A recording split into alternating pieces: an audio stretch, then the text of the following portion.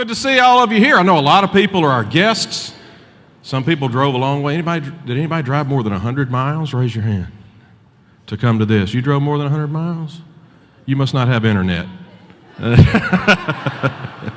Because we've already received questions from as far away as Norway, from people going to be watching on the internet, and it's on live stream, and we're glad you're here. People say, why do you do this in a Baptist church? There are two reasons.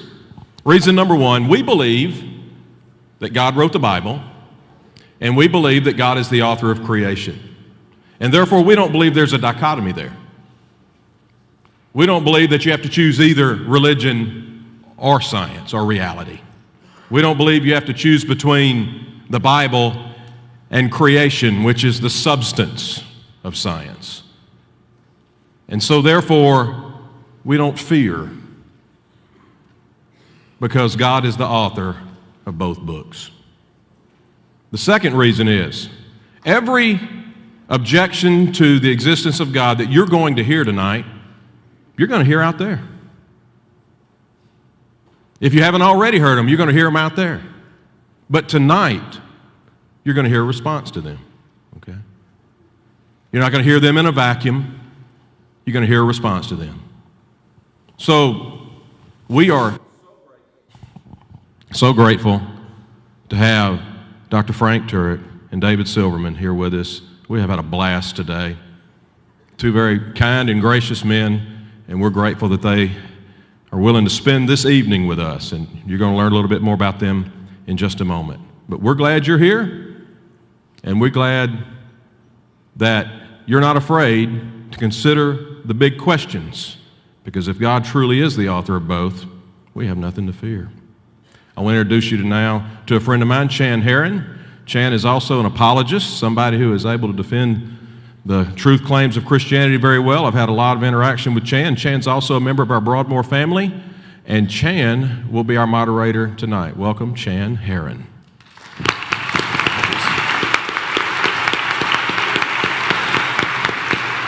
Well, good evening. There is no better place to be in Shreveport, Louisiana than right here at Broadmoor Baptist Church this evening. So thank you for coming. Thank you for those people that are in the Worship Center South who are watching on the big screens, as well as those that are watching live stream from our website. And you are in for a treat tonight. Listen, I had lunch with these guys today, and I got to see the pre-debate.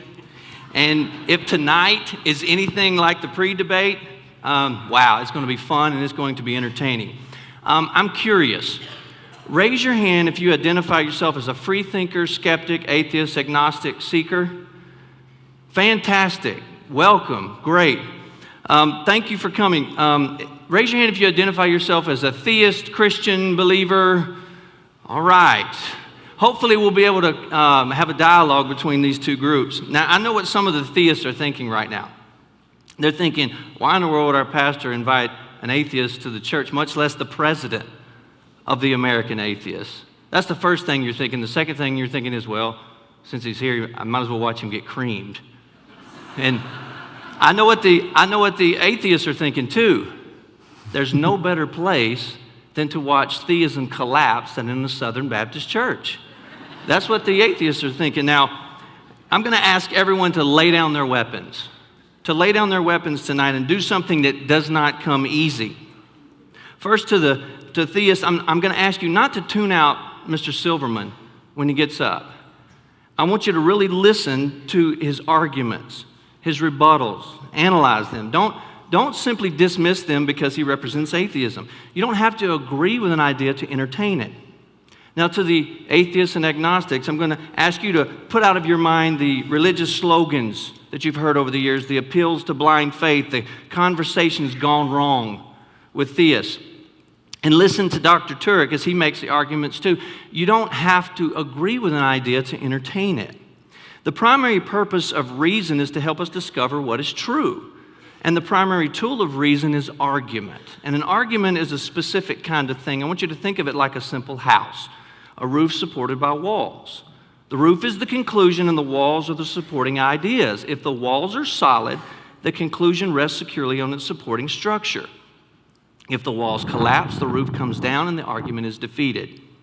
The task of critical thinking this evening is to weed out distracting or irrelevant details so you have a clear view of the core argument and you can assess its strengths.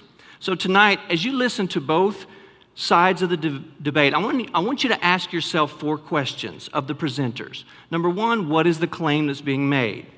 Number 2, what are the reasons given to support the claim?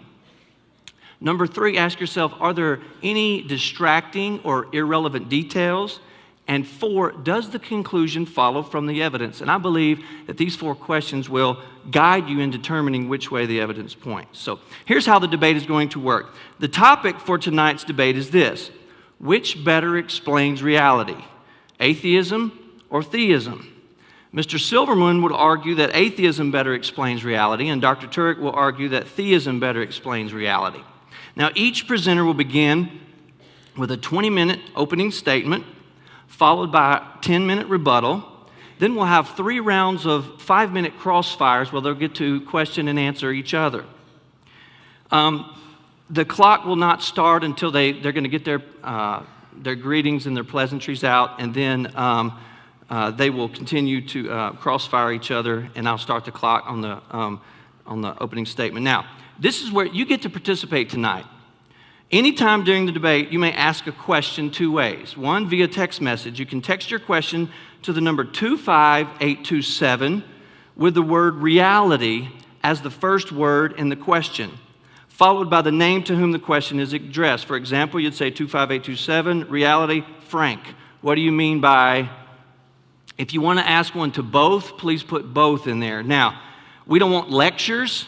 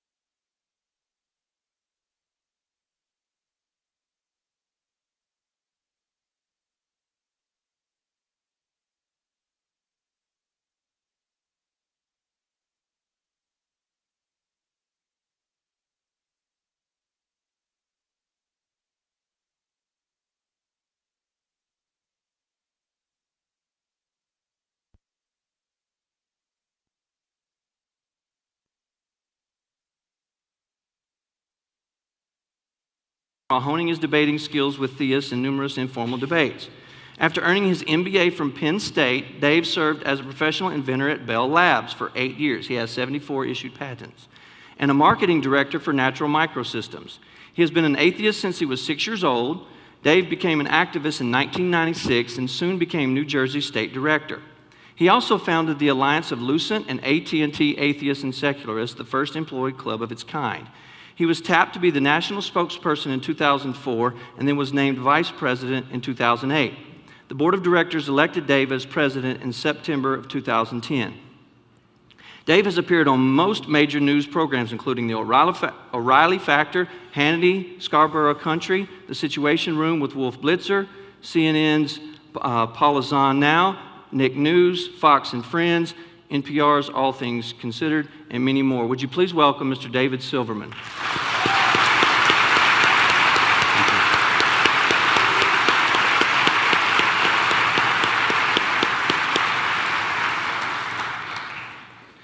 Dr. Frank Turek is a dynamic speaker and award-winning author and co-author of 3 books, I Don't Have Enough Faith to Be an Atheist, and others. As the president of crossexamine.org, Frank impacts young and old alike at colleges, high schools, and churches with hard yet entertaining evidence for Christianity. He hosts an hour-long TV program each week called I Don't Have Enough Faith to Be an Atheist that is broadcast Wednesday nights at 9 p.m. and 1 a.m. Eastern on DirecTV Channel 378. His radio program called Cross-Examined with Frank Turek airs on 144 stations every Saturday morning at 10 a.m. That's 91.7 here. Frank also writes a column for townhall.com and has appeared on many TV and radio programs, including The O'Reilly Factor, Hannity and Combs, Faith Under Fire, Politically Incorrect, The Bible Answer Man, and Focus on the Family. He has debated atheist Christopher Hitchens twice. A former aviator in the U.S. Navy, Frank has a master's from George Washington University and a doctorate in apologetics from Southern Evangelical Seminary. To help reverse the exodus of young people from the Christian faith, Frank conducts dynamic I Don't Have Enough Faith to Be an Atheist seminars on campuses. At these events, Frank presents the evidence for Christianity and cross-examines arguments against it. Would you please welcome Dr. Frank Turek.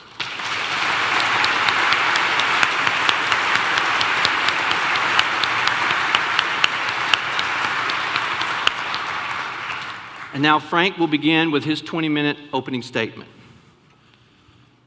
Thank you, Chan. Ladies and gentlemen, I've been told that there are more Baptists in Louisiana than there are people. And I can see that looks like the case. Thank you for coming out tonight. Thanks for Chan for arranging this. And of course, Pastor Chuck and the entire team here. We've got Alan and Ronnie on tech. We've got some unusual tech situations here, and they've really worked hard to make this happen. So I want to thank you very much. Now, Christians, you're going to like David Silverman. He is a great speaker. I've had some good times with him today. He's a very confident speaker, and so please listen to him. I'm from New Jersey. I grew up there. I escaped. He's since moved to New Jersey, so we may question his judgment a little bit there. But we are both very fast talkers, so I'm warning you right now, you cannot listen in Southern, okay? You can't do it. You won't be able to keep up. And by the way, this is a debate, so we're only going to scratch the surface here. We can't give a lot of evidence. We don't have a lot of time. David and I both have a lot more to say than we can say here. So if you really want to go deeper, I recommend you get our books. My book is available on the book table out here. David's book is coming out in December. It's called I, Atheist, so it'd make a good winter solstice gift. You may want to get that. And I want to point out, by the way, that all the proceeds from the sale of the books and the DVDs and the curriculum will go to feed needy children. Mine, okay? Just so you know, I got 3 sons, so I need some help here, all right? So hopefully we'll have some fun here tonight. All right, let's get started. What better explains reality, theism or atheism? David and I are both trying to explain the world around us. We both in this debate have the burden of proof to explain why the world is or why the universe is or why reality is the way it is. I have to give evidence that theism better explains it, and he has to give evidence that atheism better explains it. Now, I'm going to define our terms here. Let me define theism. Theism is the belief that a spaceless, timeless, immaterial, powerful, moral, personal, intelligent being is the ground of all reality. All that exists. And I'm going to give evidence for a theistic God, a God that Aristotle would call the unmoved mover, a God that the Jews and the Christians would call Yahweh, although I'm not going to be able to get into Christianity here, we don't have enough time, but a God consistent with the God of the Bible. Atheism, on the other hand, says no such being exists. Material reality is all that exists. Now, here is my thesis. My thesis is that since many aspects of reality are immaterial, not merely material, atheism cannot be true. Theism better explains what we actually perceive about reality. Now, what is the evidence here that reality is better explained by theism? Here's some of the evidence. It's in an acrostic, CRIMES, C-R-I-M-E-S, and hopefully this will help you remember what I'm trying to say here. We'll start with the C, the cosmos, that the universe had a beginning. Now, many people call this the Big Bang. Now, I should have had sound for that. I had the coolest sound effect. Can we try that again, Ronnie? This is evidence of what we call the Big. I'm sorry, the sound's not working. Anyway, we're supposed to go bang, and you're all supposed to go wow. Now, a lot of Christians are afraid of the Big Bang. They don't believe in the Big Bang. Look, I believe in the Big Bang. I just know who banged it, okay? The evidence for the Big Bang is quite good. You even have agnostic astronomers like Paul Davies from Arizona State University saying this: the Big Bang represents the creation event, the creation not only of all the matter and energy in the universe, but also of space-time itself. That space-time and matter had a beginning out of nothing.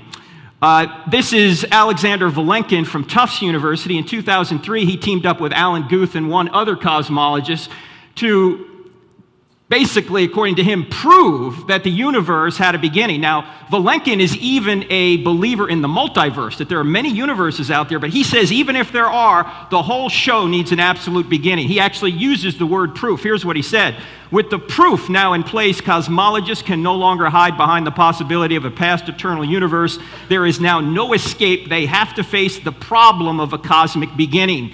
Now, this beginning was not some sort of random explosion. This was a highly fine-tuned, guided event. In fact, from the very beginning, the expansion rate of the universe, if the expansion rate of the universe was different by 1 part in 1,000 million, a second after the Big Bang, the universe would have collapsed back on itself or never developed galaxies. You change the expansion rate, that infinitesimal amount, we're not here. In fact, the expansion rate right now is fine-tuned. So is the gravitational force. If it were altered by more than 1 in 10 to the 40, we wouldn't be here. Now, what is that? Well, that's 1 part in 1 with 40 zeros following it. You say, Frank, I can't get my head around it. No, I can't either. Let me give you an illustration. Take a tape measure and stretch it across the entire known universe. By the way, that's a long way. Set the gravitational force at a particular inch mark on that tape measure. I realize gravity is not measured in inches. This is just give you a scale idea in your mind. If you were to move the strength of gravity 1 inch in either direction, we wouldn't be here. Now, there's only 3 possibilities for why that value is the way it is. Physical necessity, it had to be there. Well, no, it didn't have to be there. It could have been here, could have been here, could have been 1,000 miles that way. Chance, which really isn't a cause at all. It's just a word we use to describe mathematical possibilities. I don't have enough faith to believe that it just happened to be right there. The third possibility is design, that somebody designed it to be right there. And when you look at all the other constants that are fine-tuned, that seems to make the most sense. In fact, Arno Penzias, a Nobel laureate, he won a Nobel Prize in physics for discovering the remnant heat from the Big Bang called the radiation afterglow. Here's what Penzias said. He said, astronomy leads us to a unique event, a universe which was created out of nothing, one with the very delicate balance needed to provide exactly the right conditions required to permit life, and one which has an underlying, one might say, supernatural plan. So this is a highly fine-tuned event. Now, if the universe had a beginning, then it must have had a beginner. The evidence leaves us with one of the following 2 options. Either no one created something out of nothing, which is the atheistic view, or someone created something out of nothing, which is the theistic view. Now, my only question is, which view is more reasonable? That no one created something out of nothing, or that someone created something out of nothing? Seems to me someone. Now, you can ask who made the someone, but it turns out that if this being created space, time, and matter, the being must be spaceless, timeless, and immaterial. Now, if you're timeless, do you have a beginning? No. The cause of the universe is the uncaused first cause. So who made God? Nobody. He's uncaused. He's outside of time. Now I say, which view is more reasonable? Because the second line of evidence in crimes is reason. Now, David ran the Reason Rally, in fact, organized it in D.C. Richard Dawkins, many other atheists showed up. There's one little problem, though. If you're an atheist, you can't justify reason. In fact, Darwin knew this. If our minds evolved by an unguided process, our brains evolved from an unguided process, Darwin realized the problem. Here was his doubt. He said, with me, the horrid doubt always arises whether the convictions of man's mind, which has been developed from the mind of lower animals, are of any value or at all trustworthy. Would anyone trust in the convictions of a monkey's mind if there are any convictions in such a mind?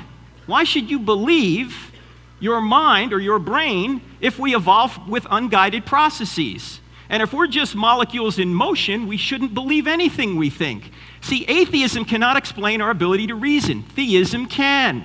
Here's why. If atheism is true, our minds are just molecular machines, which means we don't have free will, which means we don't reason, we merely react. Therefore, we shouldn't trust any of our thoughts, including the thought that atheism is true. So atheists are fond of calling themselves free thinkers. The problem is there's no freedom and there's no thinking going on, because you don't have free will and you can't really think, or you can't justify thinking, because we're just molecules in motion. Now, the I in crimes stands for information, and this takes us to the information at the very basis of life. You see this? This is a one-celled amoeba. The Darwinists say we all evolved from a one-celled amoeba. The theory of macroevolution, you've heard it, from the goo to you via the zoo. Well, this is the goo. Now, in Darwin's day, nobody knew what was in a cell. Today, we know. Now, before we look at the cell, realize there's an important observation here. It doesn't say made by God or made by natural forces on it, does it? So what do you have to do? You have to make an interpretation. You have to look at the data and make an interpretation. By the way, that's why science doesn't say anything scientists do. All data needs to be interpreted. So how do we interpret the data? Darwin did not have the luxury of knowing what was in the cell. Today, we do. In fact, in order to explain this, let me take you to your breakfast table. Suppose you love alphabet cereal. You're a teenager, and one day you come downstairs to have a bowl of alphabet cereal, and you see the cereal's knocked over on the table, and right in the middle of the table, the letters spell, "Take out the garbage, Mom." What are you going to assume? The cat knocked the box over? Earthquake shook the house? No, you're going to say that that's intelligent design from an intelligent being, Mom. Or let's say you're walking along the beach and you see in the sand, "John loves Mary." What do you assume? The waves did that? Crabs came out of the water and made that message? No, you're going to say that there had to be an intelligent being there because you know in all your prior experience that messages only come from minds. They don't come from repetitive natural forces. Well, if messages only come from minds, where does this message come from? DNA. Every living thing has DNA. You have DNA. I have DNA. A banana has DNA. Now, what is DNA? Actually, Bill Gates, who, as you know, is no Christian, put it this way. He said, DNA is like a computer program, but far, far more advanced than any software ever created. DNA is immaterial. It's an immaterial code. Yes, it's expressed in materials, but the order in which the letters appear is not determined by any chemical, biological, or physical process. It's like a software code. Where I come from, codes always come from coders. Microsoft Word was coded, despite the fact that it breaks down a lot, right? So here's the question, or here's the point. DNA is like a message. It's like Take Out the Garbage Mom, except it's a lot longer than Take Out the Garbage Mom. In fact, your DNA has about 3 billion characters in it, all in the right order, save a few mutations. Now, the question is, how much DNA is in an amoeba? Because you could say, well, maybe it evolved. Maybe it started small and got here, and this code just evolved itself. Before I tell you how much is in an amoeba, let me point out that in an amoeba, you could line up several hundred amoebas in an inch. So we're talking about a microscopic little creature here. And in an amoeba, you have about 1,000 volumes of an encyclopedia worth of information in there. Now, to believe that that resulted by natural forces is like believing that the Library of Congress resulted from an explosion in a printing shop, okay? I don't have enough faith to believe that. Information in life seems to require an intelligent cause. Now, who told me this? Not some Christian. You know who told me this? Richard Dawkins. He's the one that said there's this much information in an amoeba, and he's, of course, probably the leading atheist in the world right now. The M in crime stands for morality. A couple of years ago, I had the opportunity to visit the Buchenwald concentration camp. 68 years ago this month, the Allies liberated the camp. They went through the front gate, which is still there. They looked to the right, they saw the crematorium, which is still there. They got down to the crematorium, and then they looked into the courtyard attached to the crematorium, and this is what they saw. Brace yourself. Now, if there is no God, this is just a matter of opinion. Why? Because if there's no God, if there's no standard beyond humanity, then this is just your opinion against Hitler's opinion. If there's no standard beyond us, then we're just left with opinions. There are no objective moral rights or objective moral wrongs. In fact, if God does not exist, the Nazis were not wrong. It's just your opinion that they were wrong. If God does not exist, love is no better than rape. Not in an objective way, anyway. You just may not like it. It's just unfashionable, perhaps, but it's not really wrong. If God does not exist, blowing up innocent people watching a marathon is morally no different than feeding the poor. It's just your opinion. If God does not exist, religious crusades are not wrong. I had the opportunity to debate Christopher Hitchens a couple times. I love Christopher Hitchens. He was great. We had a lot of fun. He had a British accent, so he sounded even more brilliant than he was. And you could see both our debates on our website, crossexamined.org, for free. And Hitchens kept talking about all the evil religious people were doing in the Crusades. I say, Christopher, I agree with you. Exactly. But you know what? There's nothing wrong with that if there's no God. Because there's no standard of righteousness. If there's no standard of righteousness, nothing can be unrighteous. In fact, tolerance is no better than intolerance. David, with his organization, rightfully fights for tolerance for atheists. But look, if there's no God, why tolerate anything? Because there is no, in fact, there are no human rights if there is no God. Everything is a matter of opinion. If we're just overgrown germs that got here by some evolutionary process, then we're no different than any other animal. There is no objective morality if there is no God. Now, by the way, I didn't say atheists weren't good people. I didn't say atheists couldn't know morality. What I'm saying here is atheists can't justify morality. Now, let me move on to evil. You're going, wait, he's supposed to bring that up. Evil's an argument against God. Actually, let's take a look at it a little bit more closely. In fact, let's draw a two-column chart here. Does God exist? Yes and no. I've just given some of the evidence that God does exist: creation, design of the universe, reason, which include the laws of logic, information, and morality. Let me add a couple more. I briefly mentioned free will. We have free will. That can't be explained in an atheistic worldview, because if we're just molecules in motion, we really don't have freedom. We're not really making choices. We're just reacting to previous physical causes. The laws of nature. You ever wonder why the laws of nature are so precise? Why can we take a rover and put it on Mars with absolute precision? Who's holding this universe together? Why are the four fundamental forces so predictable and so precise? It seems like something's holding this all together right now. In fact, as you know, the Christian view of God is not just that he created the universe, but he's sustaining it right now. In fact, this is Aristotle's view. Somebody's holding the universe together right now. God is to the universe as a symphony is to music. Once the symphony stops playing, the music's over. Somebody's holding the universe together right now. Now, on the other side, you'd say evil. If there is a good God, why is all this evil in the world? Well, it turns out that evil is not an argument against God. Evil actually turns out to be an argument for God. Why? Because objective evil presupposes objective good, and objective good requires God. In fact, C.S. Lewis, who was an atheist for a period of time because he thought the world was too unjust, realized that didn't make any sense. Here's what he wrote in Mere Christianity after he became a Christian. He said, as an atheist, my argument against God was that the universe seems so cruel and unjust. But how had I got this idea of just and unjust? A man does not call a line crooked unless he has some idea of a straight line. What was I comparing this universe with when I called it unjust? There's no such thing as injustice unless there's such a thing as justice, and there's no such thing as justice unless there's a standard outside of ourselves that's objective and doesn't change. In fact, we could say it this way: the shadows prove the sunshine. In order to have shadows, you have to have sunshine. In order to have evil, you have to have good. Oh, you can have good without evil. You can have sunshine without shadows, but you can't have evil without good. You can't have shadows without sunshine. So let's adjust our chart. Actually, I think evil we can actually put on the yes side of the ledger. Now, this doesn't explain everything about evil, quite obviously, but the whole idea that there is evil points to good, and good only exists if God exists. Now, the S, science. He's going to bring up science. Actually, no, science does not help the atheists. In fact, science can't be done if atheism is true. In fact, Einstein asked an interesting question. To why can we do science?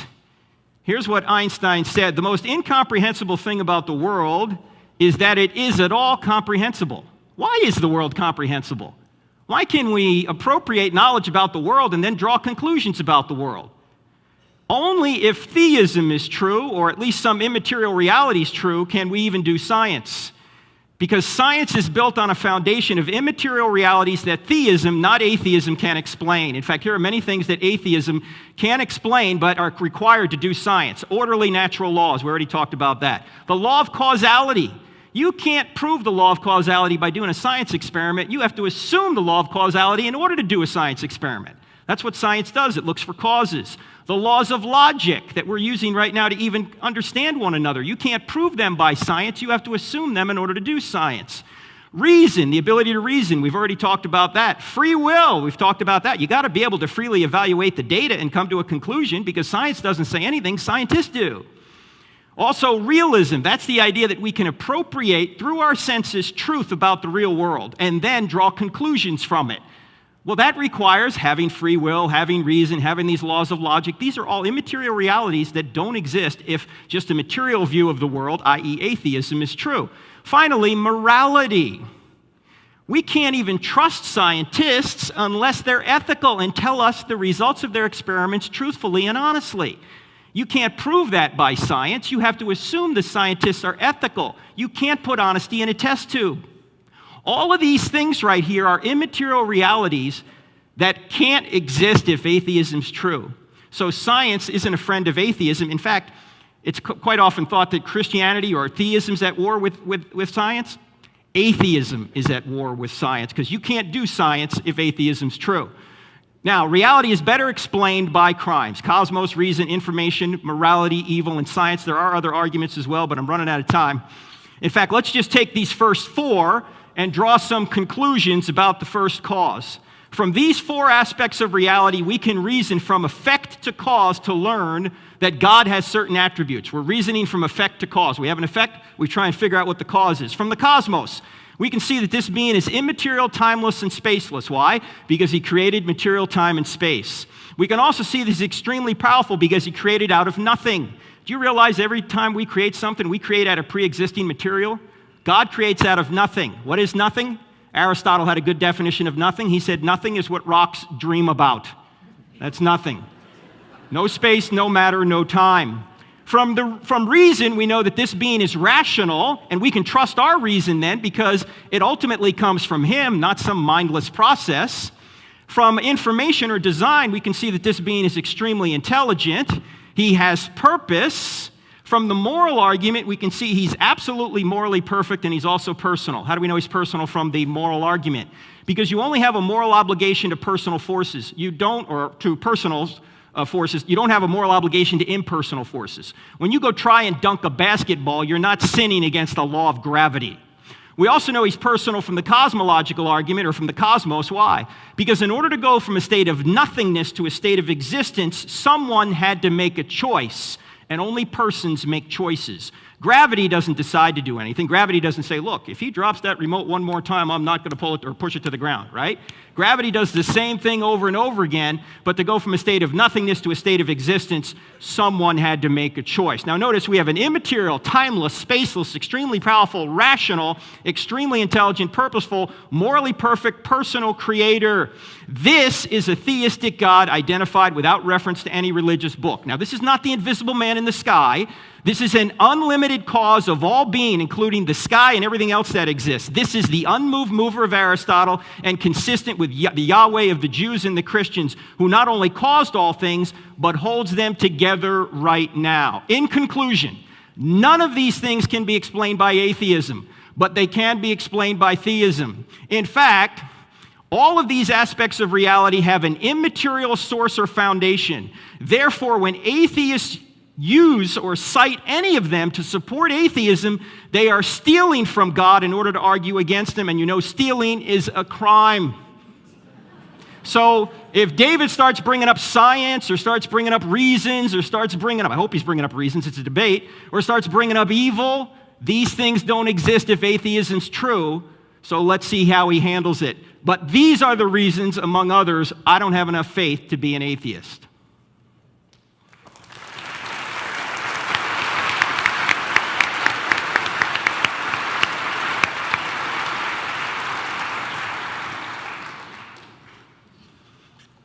Wow, Frank, I'm really glad this is not a fast-talking debate. If it was, I would not be able to compete with that. That was just amazing. Did you inhale at all? Ladies and gentlemen, I want to thank you all for coming today. I want to thank Chan for organizing this, and Frank for bringing me in, and Pastor, of course, thank you very much for hosting this. I want to reiterate a couple things before I begin. Number one, that Frank and I are not enemies. I do a lot of debates. We are adversaries. He's a nice guy. He's just wrong. Okay? And frankly, you're probably a lot of nice, wrong people too. So, my name is David Silverman.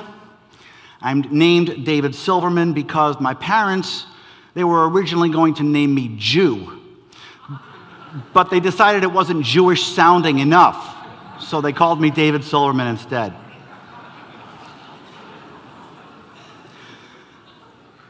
Jan. So I'm here today to talk a little bit slower, much slower, about why atheism is a more reasonable explanation for existence than theism. And, I love theists. I've been married to one for 23 years, and, they have some really interesting answers to some really basic questions. And the number one reason that we get as an atheist activist, the number one reason that I get is the God of the gaps. Now, they have a lot of great words for the God of the gaps. Frank has wonderful words for the God of the gaps: the cosmological argument, the teleological argument. That's my favorite, teleological argument. Great big words that mean one thing: I don't know, therefore God did it. That's what it means. I don't know, therefore God did it. Now, is this positive proof for a God? Is ignorance of fact evidence for fiction? I don't think so. What it is an attempt to rationalize a presupposition. You go in saying, there's a God, and I'm going to prove it. And then you rationalize it with what? Knowledge? With testing? No, with ignorance. It used to be, well, actually it was started by the Neanderthals. Religion was started by the Neanderthals. They looked at this beautiful tree near my house, for instance, and they said, why does the tree change color? I don't know. Must be God. Why does the rain fall from the sky? Why does the thunder clap in the clouds? What is that light that keeps flashing up there? I don't know. Must be God. Must be a God. Must be a God. And then we learned. Then we started to test. Then we started to think. Then we started to rationalize. And what we found out was that the trees actually don't change color because of a man in the sky. And yes, it is a man in the sky that we're talking about. They actually have a physical reason, a chemical reason to change colors. The rain actually is following the laws of physics, as is the thunder and the lightning. So the space for God gets smaller and smaller and smaller. And it has gotten smaller dramatically over the past 50 years. And what we have as a result is a very, very small God that exists today in one place, really. The God of the gaps exists before the beginning of the universe. We've got it all the rest straightened out. We know all the rest. And what we've got is a God that's out there that we can't answer yet. That's the God of the gaps, and that's what we're talking about now. God of the gaps simply means, I don't know. I was on Bill O'Reilly a little while ago. He gave me this great line. He said, tide goes in, the tide goes out. You can't explain it. And that was his proof of God.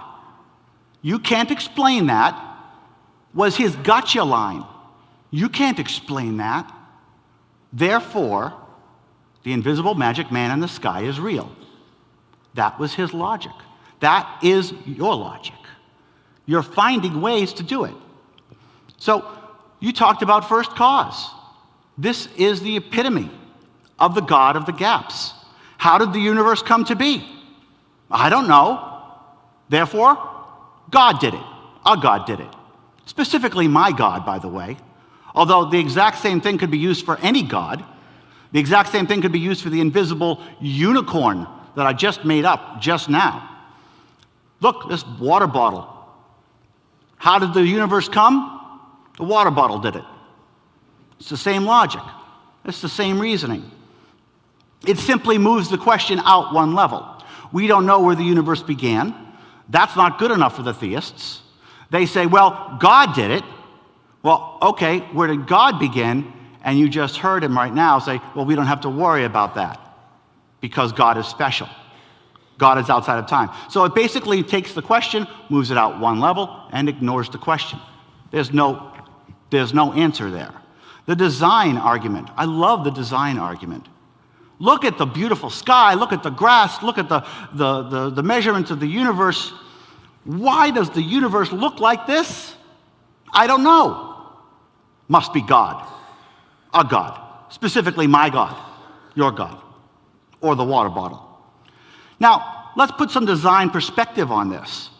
The universe has about 1 trillion stars. Not trillions and trillions of stars. 1 trillion stars. Many with planets. 99.99999% dead. And if you took all those planets and all the stars and the plasma and everything and put it into one, that total is 5% of the universe. The other 95% of the universe is either dark matter or dark energy, which is 100% dead. The Earth is 15% habitable by humans. It's 75% water, but only 3% of the water is drinkable. So I think everybody here, if you had the power to design a planet, you could do better. The answer is, if this universe was designed, it was designed very poorly and definitely not for us. I love the moral argument too, because the moral argument presupposes itself. Who invented objective morality? Must be God. Except there is no objective morality. It's all relative. Frank showed a picture of the Holocaust victims. He didn't mention that the Holocaust, that the SS troops that put those Jews there had Gott mit uns, God is with us, on their belt buckles. They did it in the name of God. They thought they were being objectively moral. Their idea of objective morality allowed them to do the atrocities. There is no objective morality. It is all opinion, all of it. That doesn't make us lack of free will. It simply makes us responsible for making our own decisions. We, as a society, make the judgments. Now, preference is also something that we get a lot of. Wouldn't you prefer it if it was a God? And believe me, I would. I want to live forever. I want you all to live forever. I want to see my mother again, my father, my grandmother. Preference. Your comfort level. How would it be if it wasn't a God? Completely irrelevant questions. Your choice, your preference is not relevant as to whether or not there is a man in the sky. So let's talk about atheism. Let's talk about real learning. The first cause is very simple. We don't really know. We have some good ideas. We put together some formulas, and some very smart people are putting together some real good research. But there's an important lesson in the first cause. I don't know is a fair and reasonable answer. It is also the truth. I'm here telling you the truth. We don't know what happened before the Big Bang. He doesn't either. He says he does, but he doesn't. Nobody does. Design. You know, we are well aware today of all the laws of physics that control everything from snowflakes to galaxy clusters. We got all that down. We don't need God for any of that. That's where the God of the gaps comes in. We don't need God for anything. But in all of our research, we have never found any evidence ever supporting anything supernatural or intelligent in the design of the universe. Never. And I want to make sure that you understand something here. I have said this before. I am not married to atheism. I'm not. Atheism is a conclusion that you can come to based on what your inputs are, based on your data. And if any God ever existed, if any supernatural had ever been proven at all, even once, I wouldn't be an atheist, because I'd be wrong. Unfortunately for my opponent, the number of times that the supernatural has been found and documented and figured out and proven is zero. Never. Morality. Yes, I already mentioned there's no objective morality. All morality is fluid. Which is why if you look in the Bible, you'll see genocide and slavery and incest portrayed positively. There is no commandment against rape. There's no commandment against slavery. There are 4 commandments about obeying the laws. Why? If that's objectively moral, do you think that it's objectively moral or objectively immoral to rape? Well, I think it's pretty immoral to rape. There's no commandment against rape. So where are you getting that morality? You're getting it from us. We picked it. And we're choosing morality on a real-time basis on an ever-evolving curve. We are making the choice. We are a social animal. Now, theism is wrong. And Chuck was up here before. He said that the Bible was written by God. Well, God made man in his own image. That's what the Bible says. But evolution proves that wrong, doesn't it? Now, I want to make sure that you all understand that evolution is proven scientific fact. It's not dogma. It's repeatable. It's testable. It's proven in every way possible. We know more about evolution than we know about gravity. We know more about evolution than we know about electricity. It's proven fact. The bad news for you is that it completely disproves the Garden of Eden, which disproves original sin and disproves the need for a Savior, which is why Christianity will not admit that it's wrong. It has a very strong effect not to. Another one, God made earth before light, less than 10,000 years ago. In the beginning, God created heaven and earth. Listen closely. In the beginning, God created heaven and earth. And the earth was waste and lifeless, and darkness was on the face of the deep. And the Spirit of God moved upon the face of the waters, and God said, "Let there be light." Clearly, God made earth before God made light. Ladies and gentlemen, we are made mostly of carbon atoms.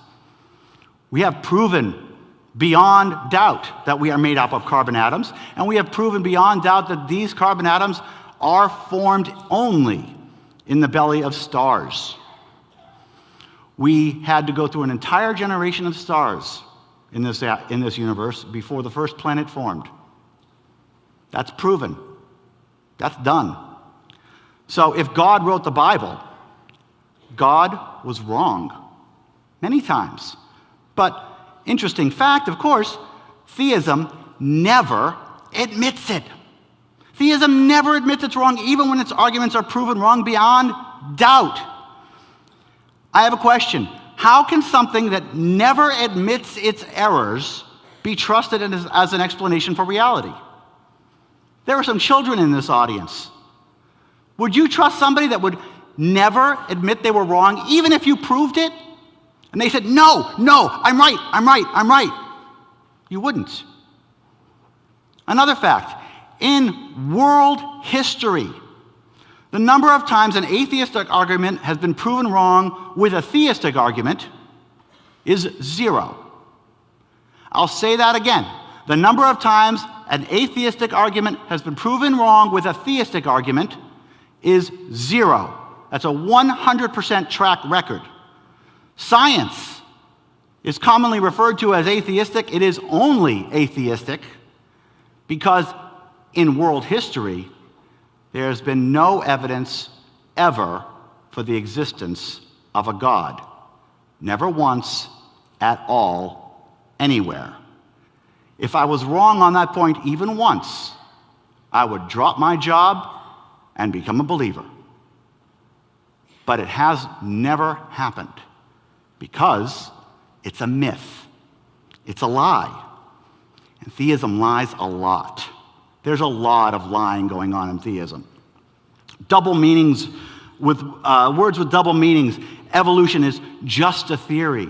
How many people have heard evolution is just a theory? Just like, oh, I don't know, creationism or any theory that I think up. They don't talk about the double meanings of the word theory, the difference between a philosophical theory and a scientific theory. They equate them in a deliberate attempt to mislead you. Know requires absolute knowledge. You can't know anything, they say. Oh, and this is my favorite. The Bible is true because the Bible says it's true. The Bible is good because the Bible says it's good. This circular reasoning is a deliberate attempt to mislead you. It is a lie, and you should be looking for it. Christianity is a philosophy, according to my friend Bill O'Reilly. He made that up. He wanted to keep Christian privilege. Oh, and that great little cross right there? That's a cross, right? Well, guess what? According to the state of Utah, that's a secular symbol, not a Christian symbol. It's a lie. And that's what the Bible means, is another thing. They smoosh the Bible's incorrect information in today's knowledge, but always in the past tense. And there was evening and there was morning, the first day becomes 2 billion years. Only after we prove the universe is more than 10,000 years old beyond the shadow of a doubt. The Big Bang is in the Bible after we discovered it, not before. That's metaphorical. I love that one. That's when you also smoosh the Bible's backwards morality into today's morality by simply calling the bad stuff allegorical or making some other excuse. Leviticus 20:13, if a man lay with a man as he lay with a woman, he has committed an abomination. That's why there's so much anti-gay fervor about. But that's only one half of the sentence, isn't it? The second half of the sentence is, and they shall be stoned to death, and their blood is on their own hands. That's God talking to Moses in the same context as the Ten Commandments. But we ignore that part. That's a metaphor. That's an allegory. And what you're seeing right now, all of you are seeing this right now, is that that first part of the sentence is also becoming allegorical. All of a sudden, now that morality in the country has changed to accept homosexuals, more and more churches are becoming more and more accepting of homosexuals. The Leviticus 20:13 is becoming a metaphor right before our eyes. Scientist X agrees with me. Those few scientists, there are about 7% of the scientists in this country actually believe in a God, whichever one they believe in. But those who do believe in a God for non-scientific reasons, mainly because there are no scientific reasons to believe in a God. Or the speakers are just deliberately quote mining. That's when you take one quote out of a Richard Dawkins book and you make it seem like he agrees with you. Atheism is not the art of lying, it's the art of learning. I don't know means I have more to learn. Simple stuff. Not brain surgery. Not hard. Proving a scientific hypothesis wrong or right is considered good, because it means we're learning, and learning is the point. Real science has taught us everything we know. Theism has taught us nothing, but does take the credit anyways, as I mentioned before, with the long creation days and the Big Bang. In fact, the most important thing that science has taught us is how wrong theism is. Now, in conclusion, theism lives in ignorance, the God of the gaps. What we don't know, that's where God is. Used to be big, now it's real small. Using what we don't know is proof of a God. I don't know, that's proof of an immortal, invisible man in the sky. That's not proof. Theistic religions take credit for teaching us what science has already taught, like the Big Bang, like long creation days, or what society has already decided, that homosexuality is just fine, and you shouldn't stone gay people for being gay. It never admits being wrong, even when proven, like light coming after the earth. rather insists on its own perfection, even as it changes, as we are seeing today. Science, on the other hand, admits the truth.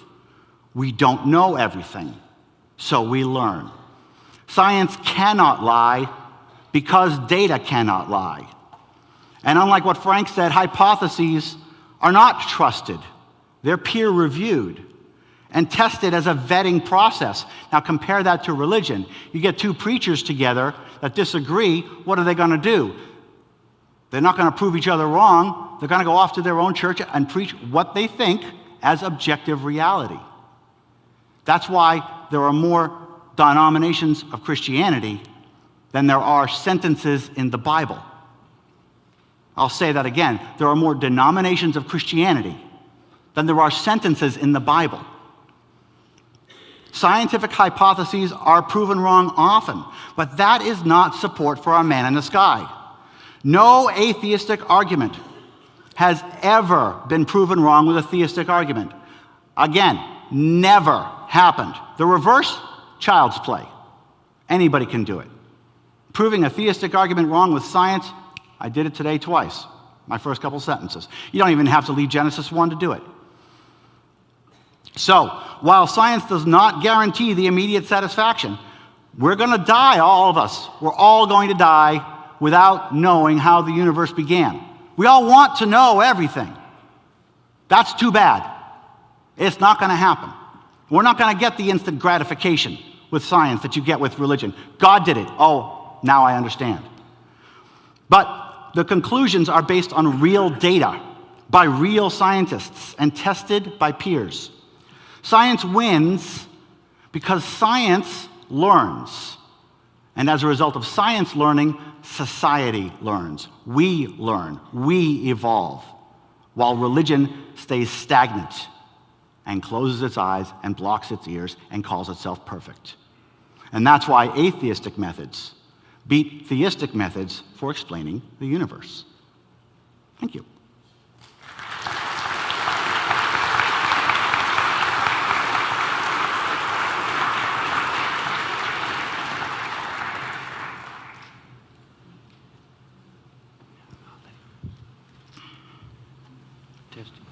And now we'll hear a 10-minute rebuttal. Howdy. I'm sorry I was so slow last time. I'll try and speed it up.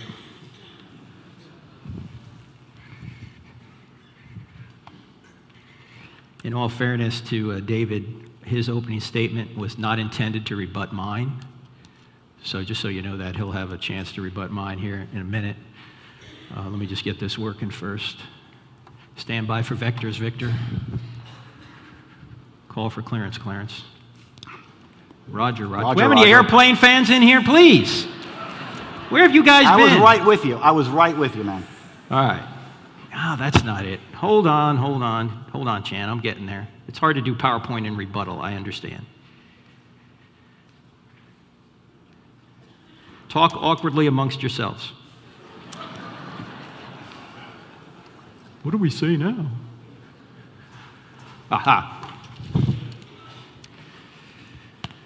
Well, first of all, David has given us a lot of platitudes, but no real evidence. He's got a lot of complaints about God, but no real evidence for how reality can be explained without reference to immateriality that theism requires. He's talking about science all the time, but science depends on immaterial realities. Now, his first point was the God of the gaps. This is not God of the gaps reasoning. In fact, all of these...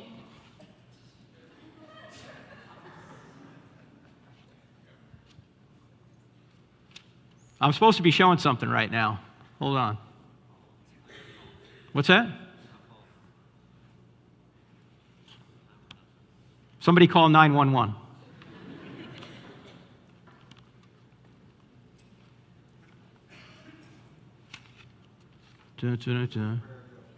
What's that? Insert prayer joke. Good. Where's Alan? Did this thing shut off by itself or something, or? Because when you have visuals, how do you turn this thing on?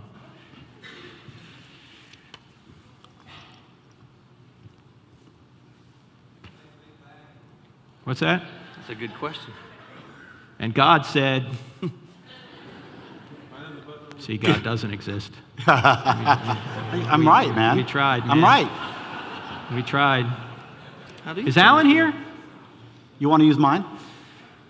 Well, Use mine. Just plug mine in. no, it's, well, maybe. There's no buttons back here. Yeah, how do you turn it on? Second law of thermodynamics. I don't want to mess, I don't want to mess you up here, man. No, I'm done. You can have it. Here.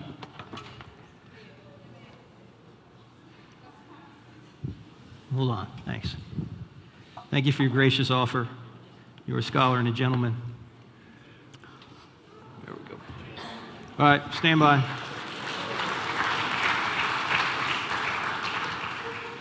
That's right. Thank you, Alan. Sorry for the folks listening at home or watching at home. Anyway, this is not God of the gaps reasoning. None of these...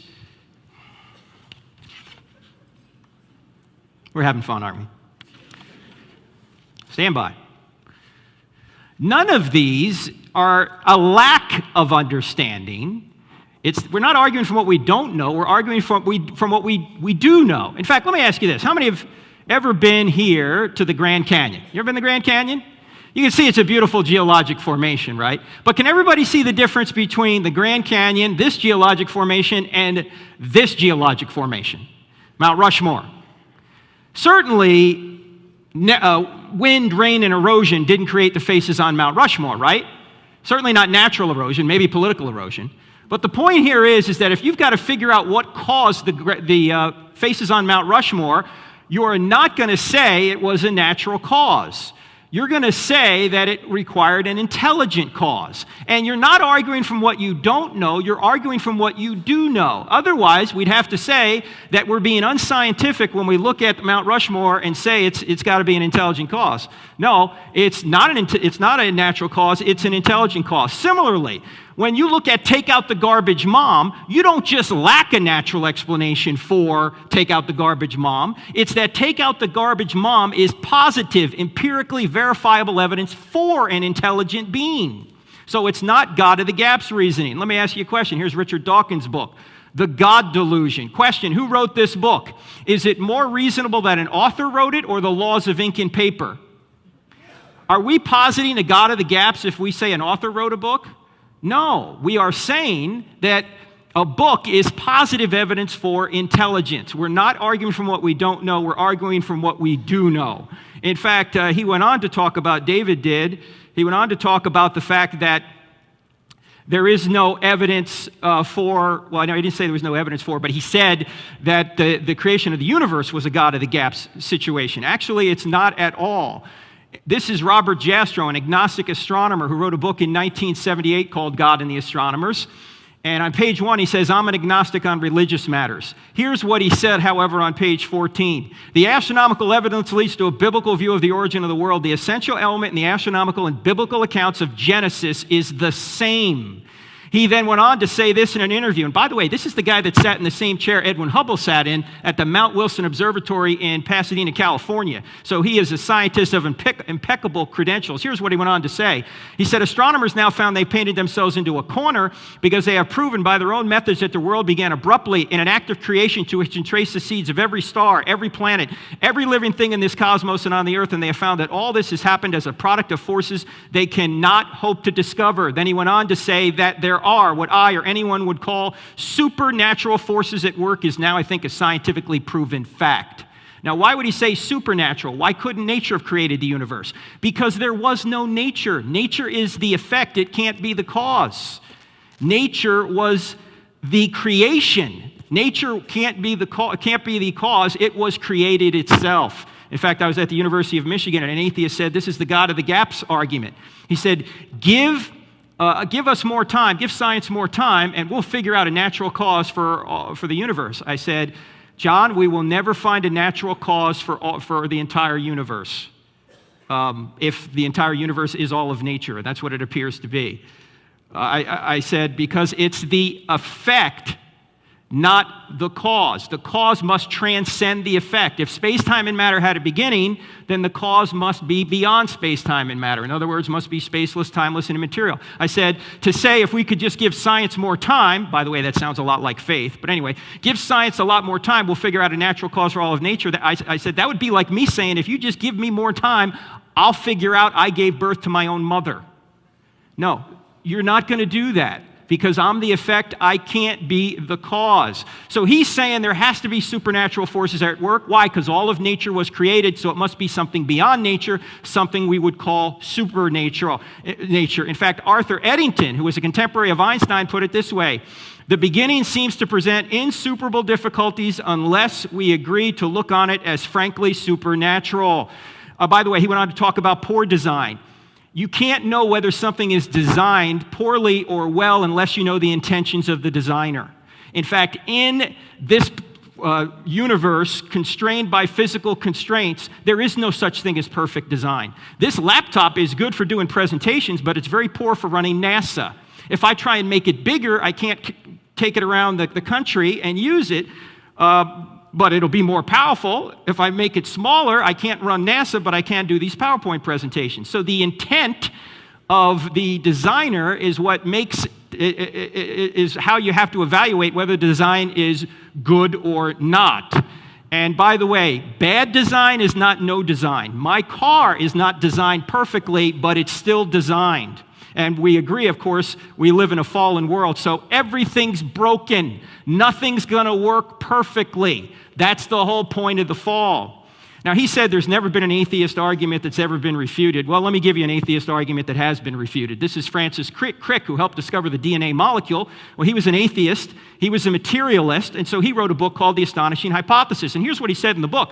The astonishing hypothesis is that you, your joys, your sorrows, your memories, your ambitions, your sense of personal identity, and free will are, in fact, no more than the behavior of a vast assembly of nerve cells and their associated molecules.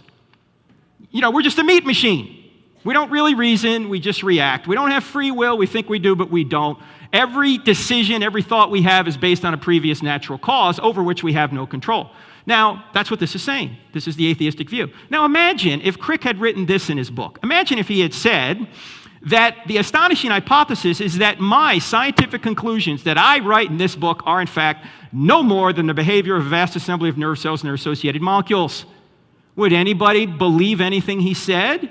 No, you see, atheism defeats itself. It's self-defeating to say we're all molecules in motion because we don't really reason, we just react. So why should we believe any of our thoughts, including the thoughts that atheism is true? You see, atheism is the universal acid. It cuts through everything. David got up here and tried to give scientific arguments. I don't know what they were. They weren't really scientific. He just talked broadly in platitudes about science. But again, science doesn't work if atheism's true. Because we're, again, all just molecules in motion, and there is no such immaterial reality. If you recall, all of these things that shore up science, that are at the foundation of science, don't exist in an atheistic universe. He also then went on to talk about morality being relative. Do you think torturing babies for fun is relative? Do you think that's just a matter of opinion? Do you think eating babies is just a matter of opinion? No, this is objectively morally wrong, and we all know it. And it's not just that we know it. He said societies decide. Which society, Mother Teresa's or Hitler? It's not just that we know it. It's not an argument that I know morality from society, and therefore that tells me what the right thing is. The question isn't how we know something. The question is, why does it exist? Why does a moral law exist? There must be a moral lawgiver external to ourselves that doesn't change, that has the authority to show us what rightness and wrongness is. And that's what we mean by God. So the issue isn't how you know it. The issue is, why does it exist? Why is there a moral law out there? Evolution has nothing to do with theism, so I don't know why we're talking about evolution. He said, theism never admits it's wrong. Who represents theism? I don't know, is there one guy that represents theism? I don't know. I'm sure there's many theists who have changed their minds. I've changed my mind on certain things. he keeps talking about the Bible. This is really not about the Bible, although the Bible's related to this. If we want to have a debate about the Bible, we can. But this is more about, is there a being beyond the world who created the world and sustains the world? You don't need the Bible to know that. And by the way, you don't need the Bible to know morality either. It's written on your hearts. You know right from wrong on the big issues. In fact, for you Christians in here, if you say that you need to know the Bible or you need to have the Bible to know morality, that would mean that God was completely unjust for judging the entire generation of Noah. They didn't have a Bible. The moral law is written on their hearts. This is why Jefferson started the country this way. We hold these truths to be self-evident, that all men were created equal and endowed by their Creator with certain inalienable rights, among them life, liberty, and the pursuit of happiness. That moral law is consistent with the Ten Commandments, but you don't need to know the Ten Commandments from the Bible to know the basic precepts of right and wrong. It's written on your heart because there's somebody that's written it there who has the authority to do so, who is the very standard of rightness. So you really to be an atheist, you have to give up common sense. You have to say that all these immaterial realities that we all know exist either don't exist or can be explained materially. Maybe during the Q&A we can talk about how these things can be explained materially. Thank you.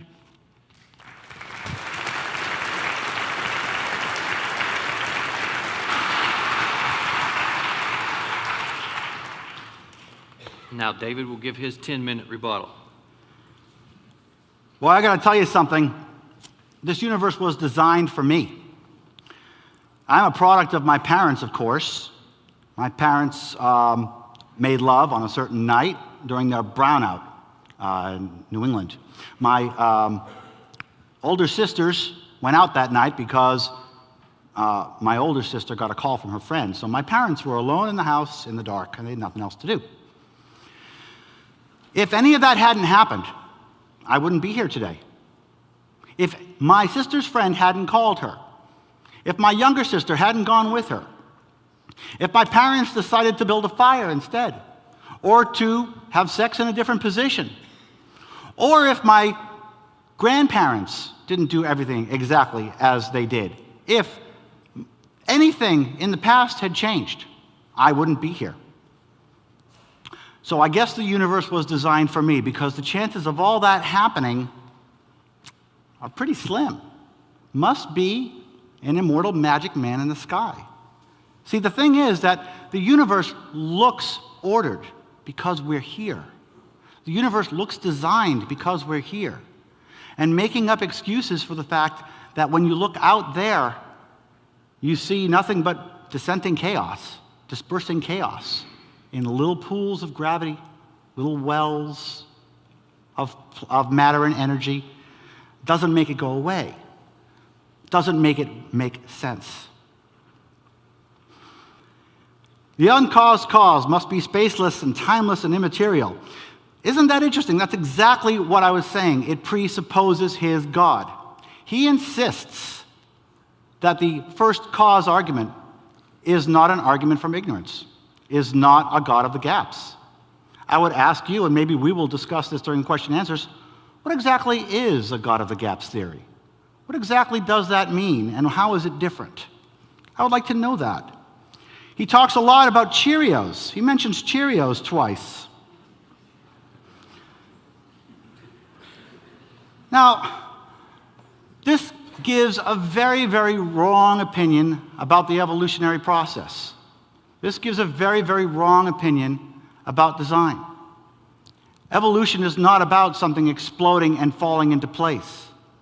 Evolution happens over billions of years, countless thousands of generations, little increments at a time. You're not going to spill the Cheerios to take out the trash. You're going to spill the Cheerios, and the tea is going to be there. And it's going to stick because it's better there, because something makes it stick there. And you're going to shake the table, and the R will circle around over a period of time, and it'll stick in place. That's the way evolution works. It's not about an explosion. And then he talks about relativism. He really, really doesn't like relativism. Too bad.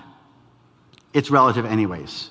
And it's not a defeat to say that we're all molecules. It's not a defeat to say that we're all energy. It's not a defeat to say the truth, that we're not divinely inspired, that we're not holy, that we're not made with some grand design. That's not a defeat. That's a truth.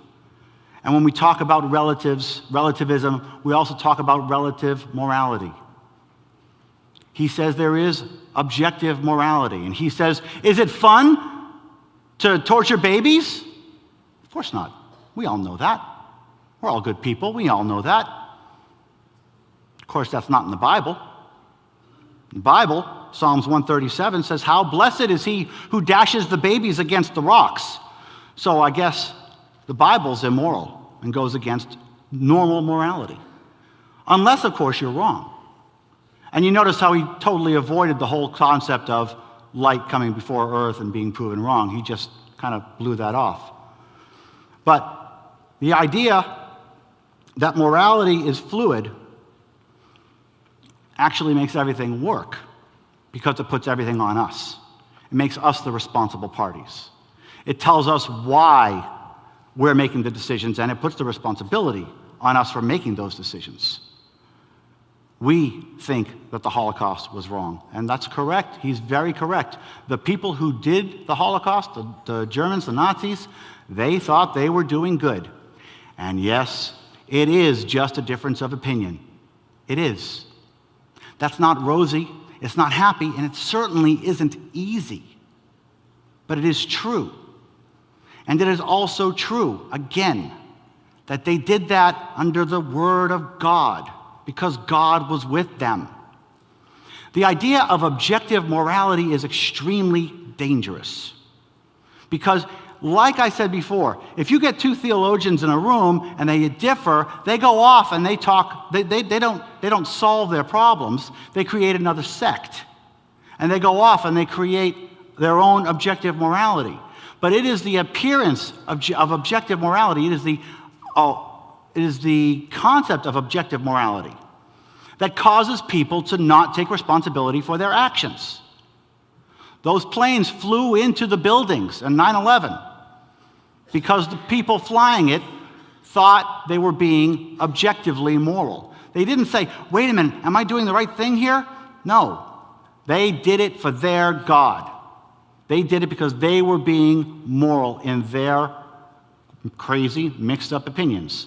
Of course, the fact that they're crazy and mixed-up opinions is my opinion. That's the hard part about reality. The thing about religion is it makes things easier. It makes things more pleasant. I'm here for a purpose. I'm here for a reason. My morals are on somebody else. And by the way, everybody lives forever. There's no such thing as death. That's a great fantasy. But it's not reality. The reality is we're all going to die. The reality is that morality is relative. It changes across time.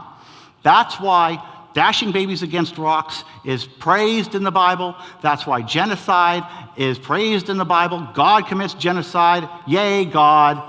That's why incest is in there. That's why rape is not a commandment. Again, there's no commandment against rape because morality is fluid. We are responsible. We all knew that. You all knew that. But the idea of objective morality defeats that.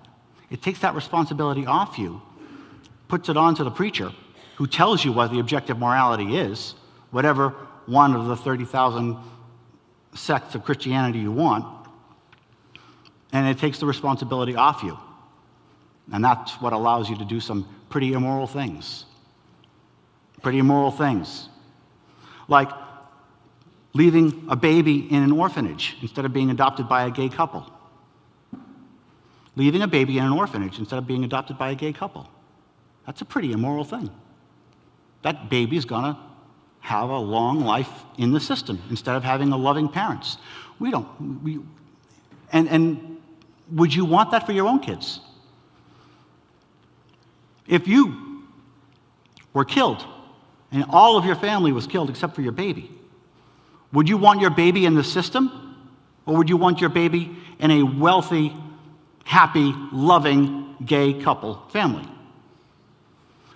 Well, you'd probably want them in that home. You wouldn't want them in the system. But religion makes you do immoral things because religion preaches objective morality. It takes the decision away from you. It gives you less power. I think I'll stop there.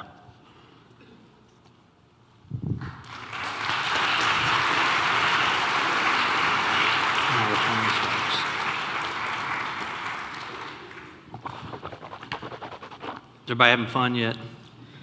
Now it really gets fun. Here's what we're going to do. Do you want to sit? Oh, you want to sit? No, it's up to you, man. You want to sit? You want to stay where you are? Let's do it here. Okay. Okay. I'm going to sit right here. Here's what we're going to do. They're going to question each other. Frank will start. Frank he's got 5 minutes, and he questions, David answers.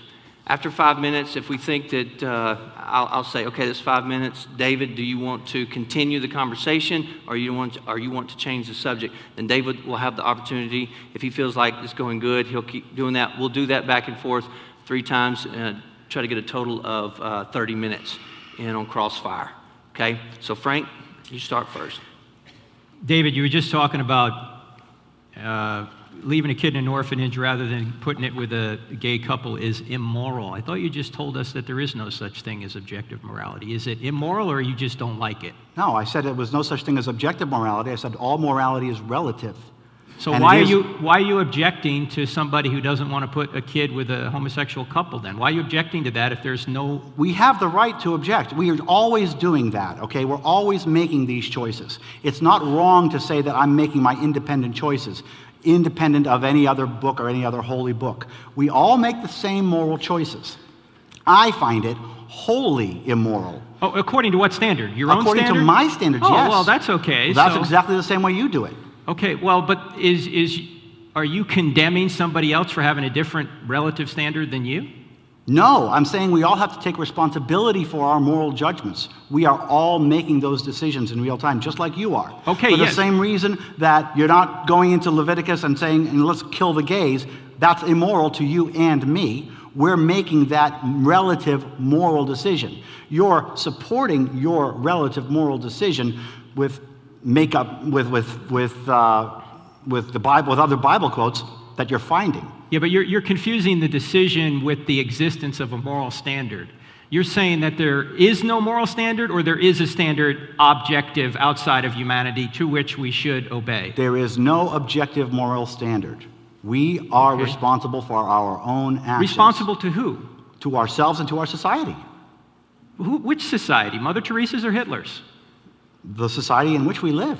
Okay, so Yes, this is not an easy question. So at Nuremberg, then, we really had no right to convict the Nazis of obeying their government. We, as a world society, judge our criminals, and we judge them as we see fit. I know we judge them, so you're saying we just judge them based on our preferences. You know, in some cultures, they take care of their babies. In other cultures, they eat their babies. Which do you prefer? I prefer the ones where they take care of the babies. I also prefer the ones where the Nazis don't do terrible things under the name of God. But it's just a preference. Yes. Okay, so it's an opinion. Okay, well, if it's just an opinion, you're saying then, if it's just an opinion, I don't know why you condemn a Christian couple for not wanting to put a baby with a homosexual, because that's just their morality that they have every right to express themselves, don't they? They have every right to do it. I'm saying it's a wholly immoral position. According to who? According to me. Well, okay, well, that's just David Of course, Silverman. it's all according to us. We all make our own moral decisions. Yeah, I understand. The only difference between you and me is that I take responsibility for my moral decisions, and you justify your moral decisions by finding a passage in the Bible that matches your moral decisions and saying, aha, it's objective morality. Well, if there is no objective morality, then we have, it's even hard to talk this way because we say we have no right, but that implies a moral standard too. No, we have a societal right. Society according gives us the to rights. you, or according to Hitler, society, or and according to the government that we create. Yes. Okay, well, then we had no real way to condemn the Nazis for what they did. That's the hard answer is you're correct. The hard answer is it is a matter of opinion. The hard answer is they thought they were doing objective good. They did. Oh, so we condemn them as a society, but you know, we do this all the time. Yeah, they may have thought they were doing good, but they really weren't according to a standard. But the only way you could know whether according they were to whose really standard? The unchanging, objective, moral standard that is God's nature. And they did it under the name of God. Well, there's a lot of people that you don't judge a philosophy or a religion by its abuse, David. Jesus never said that we ought to go kill the Jews, quite obviously. He was a Jew himself. You should know that. Yeah. Okay? So, because people have abused religion doesn't mean that the religion is false. The fact that people have abused religion shows you that morality is relative. If it was objective, you couldn't abuse it. No, you're confusing sociology and morality. Sociology is how people behave. Morality is how they ought to behave. We all ought to behave a certain way, but we fail to. By the way, that's why we need a savior. Okay. You're clapping for that? Really? You're clapping for that? Okay, go ahead. Okay, now we're going to switch. David, you can keep going, or Oh. you can ask Frank. Oh, no, let's go on to evil. Because, you brought up the word evil and you said, I'm supposed to bring up the word evil. And then you totally eliminated and went around the problem of evil. So I want to talk a little bit about the problem of evil. You said that that evil proves God because objective evil proves objective good. Yeah. I'm telling you there's no objective evil either. Well, then what are you complaining about? What I'm complaining about is I want to know about the real problem of evil that Christianity faces. If God is all-powerful and omniscient and omnibenevolent, why does he need babies to be born with cancer? Okay. Now, actually, what you're talking about here is a theological question that can be answered if the Scriptures are true by going to the Scriptures, but we're Listen not... for the dancing. Listen for the dancing. No, hold on. We've got an all-powerful God. Mm-hmm. He can do whatever he wants, and he doesn't need babies to have cancer. We've got an all-knowing God, so he knows every baby that's going to get cancer. Now, the only thing left is benevolence. Define benevolence and tell me why a God who can do anything under any circumstances needs babies with cancer. Excellent question. I know. We live in a fallen world, don't we? That's a good excuse. Well, but you can't blame but Adam. What if it's true? Oh, what if anything is true? The question That's what is, we're here to debate, why does God need babies to be born with cancer? Hold on. Please. Let me. Yes, God bring up your slide. doesn't need it. God might allow it. Because he's omnibenevolent? Okay, yeah, hold on. Let's get there. Let's get to the benevolence. I can't say anything better than this 1 minute and 46-second video, which I'm going to show you, and hopefully it'll I don't work. want a video. I want you to tell me. Oh, I will tell you because I'm telling you through this video. Okay, so stand by.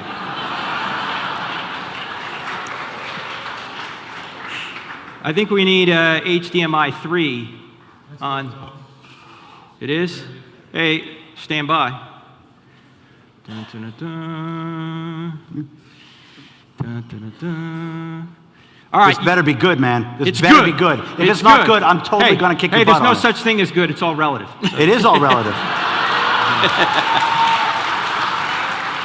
All right. You got to listen. You got to watch closely, David. I'm sorry you got a bad angle here, but you really got to watch closely. You right, guys ready to go? We got sound? Here we go. Is God good? If he is, why is there suffering and evil? Let's assume for the moment that God is all-powerful. This means that God can do anything that is logically possible. So he can create galaxies and subatomic particles and rainforests and you. But God cannot do what is logically impossible. He cannot make a square circle or a one-ended stick. So can God make a rock so big that he can't lift it? No. So what if, when God created human beings, he wanted them to be free?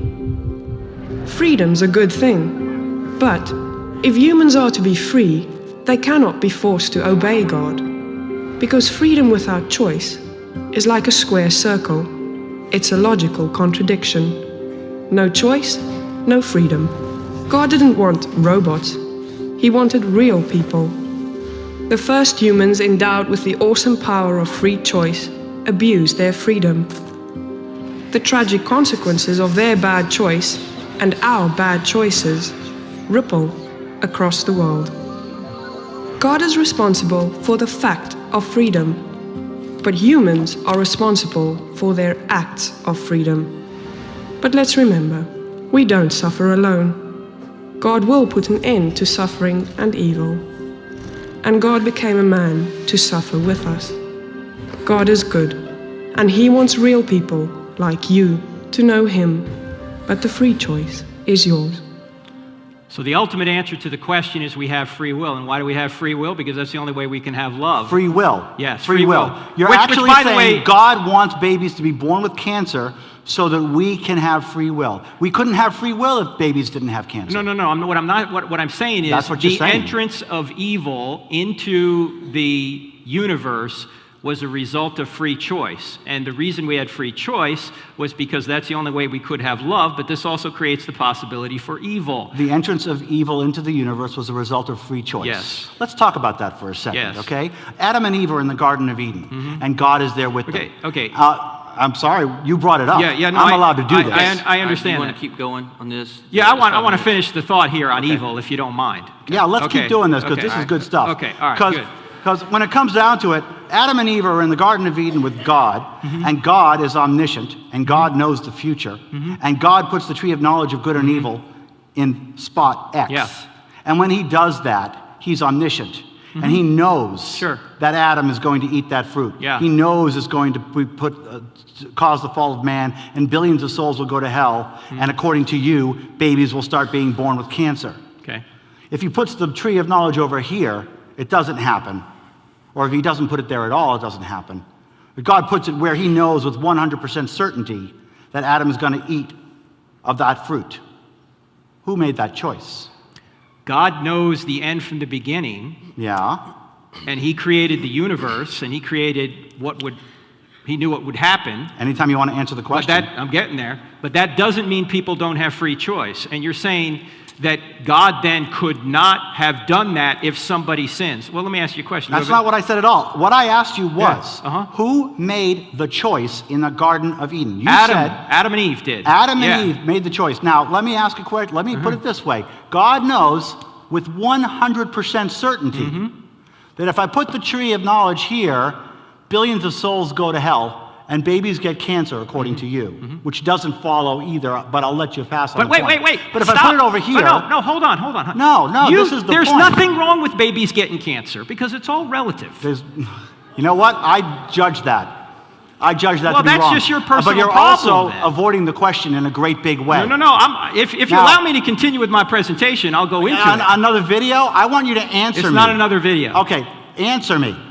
When God put the tree of knowledge of good and evil here instead of here, knowing that when He put it here, knowing with 100% certainty... I got it. Let me answer it. Okay. Go for it. Here's the problem. The problem here, David, is that you're assuming that God could have created another universe where nobody sinned.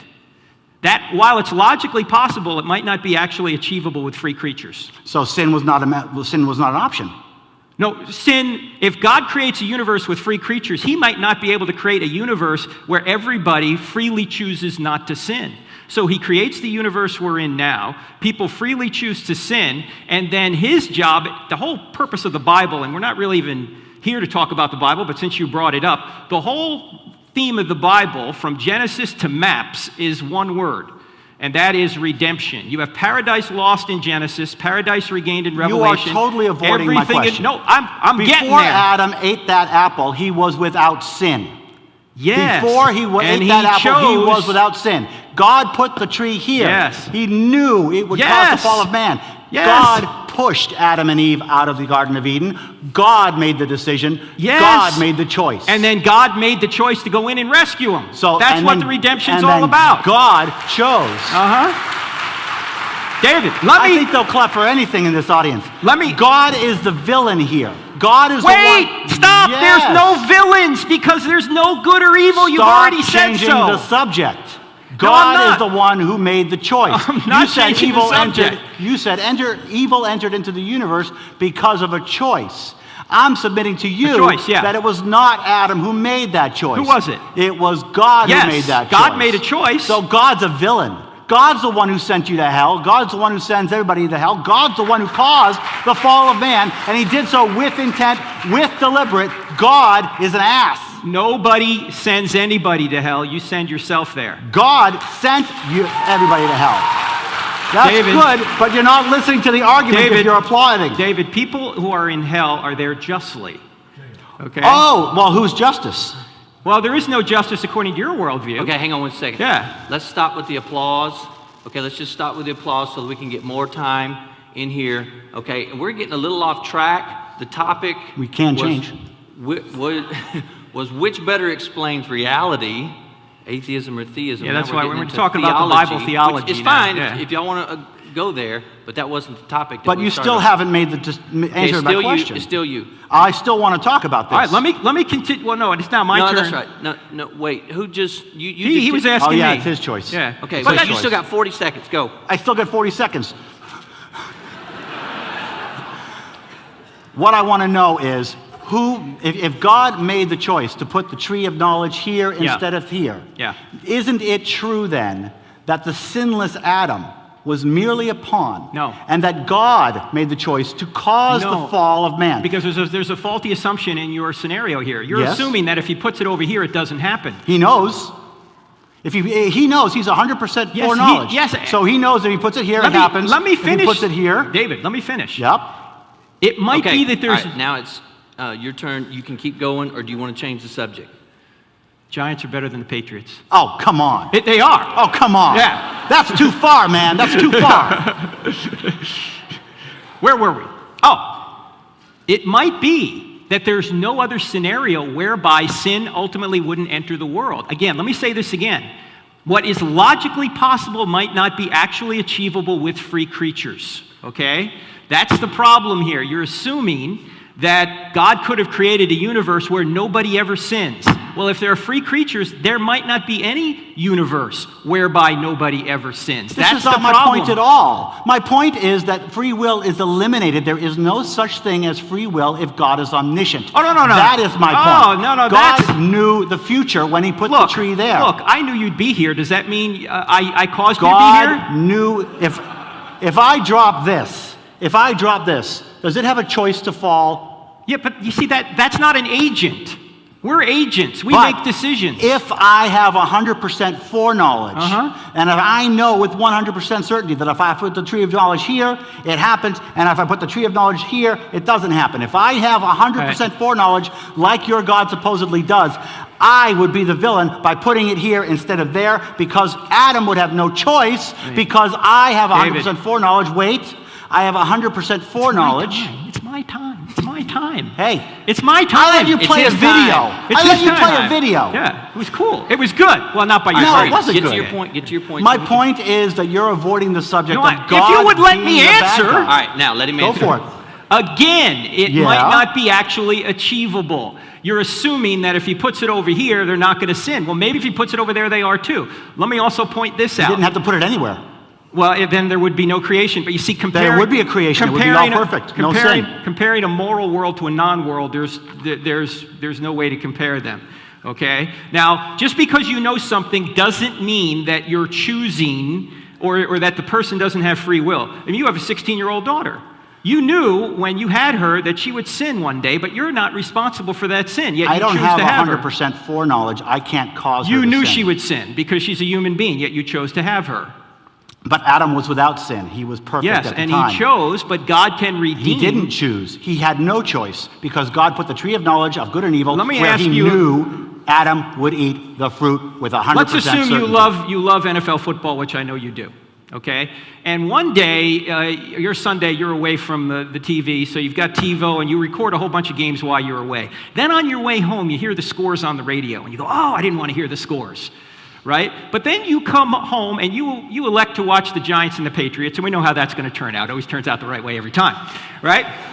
Now, as you're watching the game, you know what the score's going to be, but does that mean you're causing the players on the field to do what they do, or do they still have free will? They don't have free will. They don't have free will. No, The they don't players have playing free will. football don't have free will. On the recording, No, on the recording, they don't have free will. They're The- fictional. They're just a recording. No, well, I yeah. know the answer. I know the score. No, yeah, you know the answer, you know the score, but while they were playing, they had free will. Here's the point. The point is God's outside of time, so he knows the end from the beginning. Just because he knows what we're going to do doesn't mean he's causing us directly to do it. We still have free will. Just But like in the when Garden you of watch a Eden, he football did game cause after it. it's happened, they still have free will even though you know the score. But in the Garden of Eden, God did cause it to happen because there has not been any sin. There was no ambiguity to what Adam would do if he put the tree of knowledge there. God knew the beginning to the end. God kicked Adam and Eve out of the Garden of Eden, according to your own Bible. And God caused original sin. Then God held it over all of our heads, according to your Bible. And then God sent billions of souls to I hate torture to tell in you that. eternity I hate to in tell hell. you this, but you said an atheist argument's never been refuted. Everything you just said is false. Okay? That's not Christian I said a theology. non-theistic scientific argument has never been refuted. Please don't twist my words. I said a non-theistic argument has never been proven wrong by a theistic argument. You have misquoted me 3 times now on that quote. I said a But wait, non-theistic David. argument has never David. been proven wrong by a theistic argument. Are you calling me immoral? I'm sorry? Are you calling me immoral? Am I calling you immoral? Yeah. I'm calling you a liar. Is that wrong? Yes. Really wrong? Yes. Oh, so there is objective morality. No. Good, we made some progress. Okay. Let me just deal with this, because basically you're saying there's gratuitous evil in there. There's no purpose for some evil. I can't figure out why a baby has cancer. I can't figure out why bad things happen. So therefore, this must be gratuitous and God's a villain. Let me point out a few things. First of all, how could you know that? Only someone with an eternal perspective could know whether good couldn't come out of evil. We see good coming out from evil all the time. Secondly, with trillions of Wait a minute. interacting Can I choices... refute these on a point-by-point basis? No, let me get through it, and then you can do whatever you want. It's still my time. Okay? Is that Yeah. cool? Good. With trillions of interacting choices made every day, every evil may result in good either now, later, or in eternity. In fact, how many have seen the movie It's a Wonderful Life, right? The story of The Wonderful Life is Jimmy Stewart doesn't really understand how his life has impacted so many other lives. He's given the opportunity to come back and see what his life would have been, or what the town would have been like if he'd never existed, and he realized he had such a dramatic effect on everybody. The same thing is true with us. We don't know how events right now can create a ripple effect throughout eternity, so great good could come down later in time, 1,000 years from now, or it could create something good in eternity. Now, I don't know why the purpose for some evil, but I know why I don't know why. I'm finite and God is infinite. To say I can't see any good reason for evil doesn't mean there isn't a good reason for evil. Also, this earthly life is not the end of the story. If God exists, his justice spills into eternity. If God doesn't exist, evil and injustice don't exist, so there's no problem. Okay, so point 1 and 3 are the same point. Point 1 and 3 merely say, we humans are too stupid to ask this question. No, it's not that we're stupid, it's that we have We're limited too capacity. small, We can't see the too end from the stupid. beginning. With trillions of interacting choices made every day, every evil may result in good either now, later, or in eternity. But if you have an all-powerful God, he can do whatever he wants without babies being born with cancer. So whatever this later good is, God can make it happen. Whatever that fine plan is, God can make it happen without childhood leukemia. Point number 4, this earthly life is not the end of the story. That's a lie. That's an empty promise that you tell people so that they stop questioning. No, people can keep All questioning. of this does is it avoids the subject of why an all-powerful God needs evil to exist if he's benevolent. Because free will exists. If free will exists, The free evil is will possible. argument doesn't work. The free will argument doesn't It work. works just fine. What? It works just fine. The free We will. have free will. We can do good or evil. If we can't do evil, then this isn't a moral universe then, is it? It's not a moral universe. I mean, It's a neutral universe. What I mean by a moral universe is you can choose the good or the evil. That's what I mean. You can choose it. Yeah. Okay. I'm not seeing where you're going. Well, where I'm going here is that in order to have a moral universe, you have to have free choice. So we wouldn't have free choices if babies weren't born with cancer. No, we could still have free choices. But Okay, the fact so that, why do babies but the be born fact with that cancer? babies are born with cancer is something that we might not know the reason for right now. But what I'm saying in is, fact, it might seem through- completely inconsistent with the concept of a benevolent God. No, because whatever that reason is in the future, whatever that possible good is in the future, it can happen if you're an all-powerful, omniscient God without babies being born with cancer. Questions. Okay, well, whose Keep turn going. is it? Well, yeah, I didn't want to stop you. That was going good, so just keep going. All right, okay. You've got to stop interrupting us, man. Yeah. Babies born with cancer. Babies born with cancer. Yeah. Okay, babies born with cancer. We've been through this already. We might not know a reason why it happens, but we know why we don't know why. Well, we do know why there's evil. We do know why there's disease and all that. In fact, let me ask you a question. Let's suppose that nobody could ever get a disease or nobody could die until they hit the age of 70. Mm-hmm. How would we live? Well, if there were an all-powerful ruler of the universe, he would create a planet that was more than 15% habitable, and we would have plenty of room. How do you know that? Because I would do it, and anybody would do it. So we can judge God. We're allowed to do that. Oh, okay. Well, yeah, we can say things like he's doing a bad job, or he's an evil God. No, or you can't as an atheist because there's no such thing as good or evil. Oh, we can talk about anything that we want. We just can't say that it's objectively so. Well, then you have no objection then. It's just your own own I do have objection. Feeling. I have a personal objection. Okay, well, that's fine. There's no objective morality on which I can blame. I judge God personally, me. Well, that's fine. Yeah, you can fine. do that, and God and you do it all too. God gives you the authority to do that. The free will. Look, David, if we don't have free will, why are we even arguing here? We do have free will. Well, how do we have free will if we're molecules in motion? We're molecules, we're atoms, we're patterns, and we are reacting to most of our surroundings. Some people have posited that we don't have free will. I don't really know. Okay, that's a good place to stop.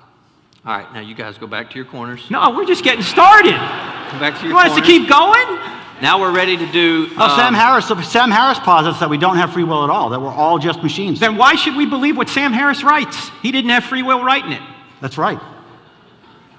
Do you guys see the contradiction? All right, got some questions. According to him, that's true. I'm worn I don't know out if it's just true. sitting here. All right, I got some questions here. To Dr. Turek. If the universe is approximately 13.7 billion years old, is this the one you sent?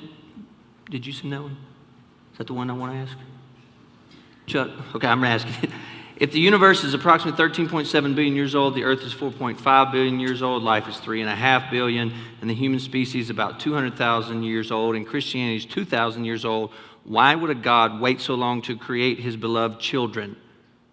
Why does it appear we came here naturally? First of all, there's no waiting for God because he's outside of time. Secondly, it doesn't appear we came here naturally. That's what the whole information argument was about. It appears that there's intelligence at the very basis of life. Thirdly, we're speculating now because it doesn't say this. In fact, Christopher Hitchens asked me this during the debate, why did God wait so long? The sacrifice of Christ is retroactive. In other words, people who died prior to Christ are still saved by the blood of Christ, if we're talking Christian theology now. And so one of the speculations, and again, this is speculation, as to why Jesus came at the time he did, you had a virtually universal language across the Mediterranean world, and you had a Roman road system that could get the gospel out through free creatures. So Christ had to come through free creatures because he came through the bloodline of Judah. And in fact, that's what the whole Bible is. It traces a bloodline of one particular group of people, and that's the bloodline of the Messiah. And so you've got Genesis, in Genesis you've got paradise lost, in Revelation you've got paradise regained. Everything else in the middle is the story of redemption. God enters his universe to save creatures he created because they have fallen. And since he's a just God and a loving God, he has to come take the punishment on himself because we, being sinners, can't save ourselves. See, what you did there is you just avoided the question completely. The question was, given the fact that Christianity has existed for such a minuscule time, why has the earth existed for so long? The answer is that the earth, according to Christianity, was formed in 7 days. Christianity is wrong, but then it adapted when we found out that they were wrong.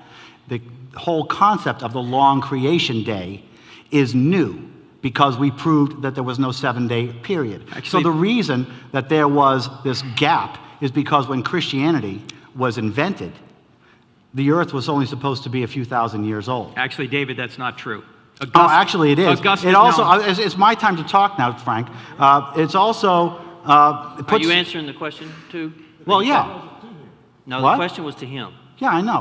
Don't I get a minute? Well, Yeah, he gets a minute, but then we can go back and forth You on can it go if you if want. you can go It's up you to if have you a want. minute. All right. All right, let's move on because there's a question for you. All right. Just let me find it. To Mr. Silverman, what does the atheist position, this is like multi-parts, what does the atheist position offer people? That's part one. How has it improved your life, and why will it improve others' lives? What does atheism offer people? What does the atheist position offer people? How has it improved your life, and why will it improve others' lives? I think it's not. I think it has to be made clear that atheism is not here to improve lives. Atheism is not here to offer anything. Atheism is just honesty. The idea here is that religion is what offers the lie. Religion offers the false hope. You're going to live forever. You'll be reunited. You're going to go to heaven. Everything that is unjust will be justified. That's what religion does. Atheism doesn't do anything like that. Atheism simply offers honesty. If it makes sense, test it. If it works, that's the case until it's proven wrong. Now, how has it affected my life? Well, I think the answer to that is how it affects society. By removing the idea of objective morality, it takes away the freedom of people to do bad things. They have to make their own decisions. They have to make their own choices. And when they make their own choices, when they hold their own responsibilities, they make better choices. Yes, better in my opinion, but still better. Okay. Wait. Mr. Silver.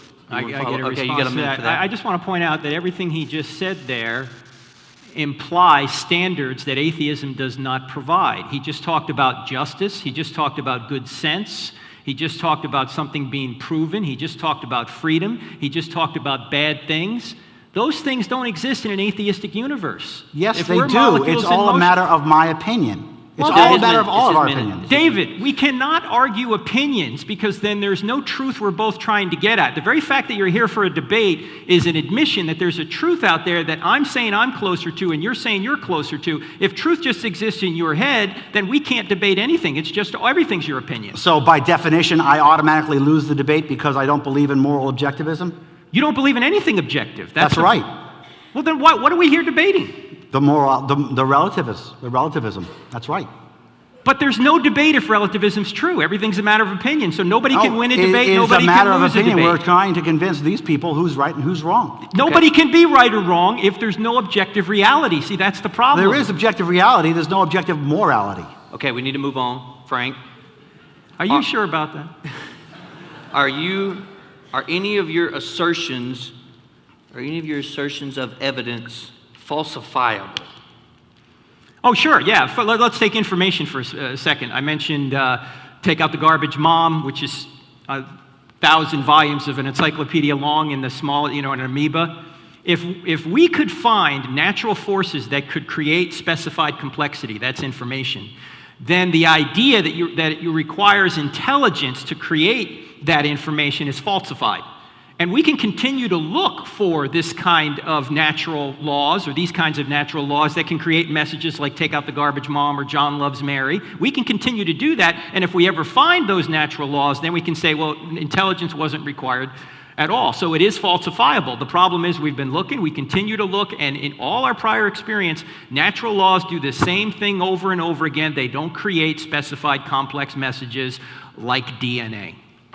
Actually, we've proven very well that DNA is proven by completely natural processes. It's a chemical reaction. It's been duplicated and replicated.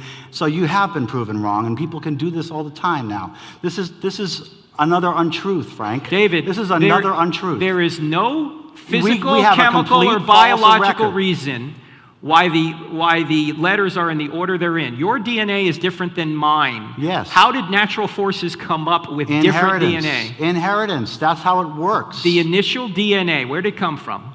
Piece by piece by piece. Look, this is not something you want to argue biology, that's fine, but I'm telling you that you can look it up. I mean, read look the it up God where? Division. You give me a reference that where we've explained the naturalistic origin of DNA, and I will admit to everyone that you are right. You find me a reference. Eden, Richard Dawkins, River Out of Eden. He's explained DNA. Richard Dawkins, River Out of Eden. You get me the reference. Richard Dawkins is saying that aliens brought life here because he knew. He did not say yes, that. he did. See the movie Expelled. You're telling another falsehood, and I'm really getting tired of it. See the movie Expelled. You know, it's against your commandments to lie. It's on video, David. It's a sin. It's an objective sin. By the way, we're moving it's on on video. to Silverman. Why would we seek the relief of suffering without objective morality grounded in a God of justice? Because we are a social animal. We have evolved a morality that includes empathy. We want others to feel good. That's part of the social structure that we have, and it's not unique to humanity. Other animals, especially other primates, have a morality, have empathy. The reason we want to solve problems, the reason we want to help people is because it helps us in society. Actually, it's an evolved structure. Yeah, sometimes it helps, but you're presupposing now a goal to society, and you say there are no goals, right? No. Secondly, what you're doing there is you're smuggling in a moral law to say something is good. We want to help society. Thirdly, in many cases, when you don't cooperate, you can get what you want. You don't have to cooperate to get what you want. Ask Stalin, ask Hitler. You can get what you want by not cooperating, by killing all of your enemies. You don't have to cooperate. I didn't say cooperation. The question was about empathy. Yeah, well, do you think Hitler empathized with the Jews? That's not the question that he asked. Yeah, but go back to the question, Chan. What was the Why question? would we seek the relief of suffering without objective morality grounded in a God of justice? Because we're a compassionate race, just like so many of the others that have Why is it evolved. good to be compassionate? That's not the question.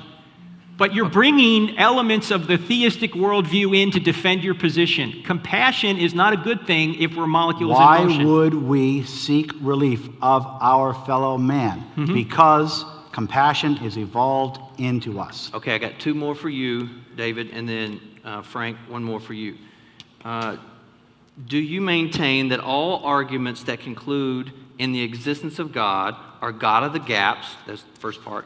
What is the difference between a deductive argument concluding in God's existence and a God of the gaps argument? Those are kind of the same thing. What's the difference between a God of the gaps argument and a deductive argument that has an inference that God exists?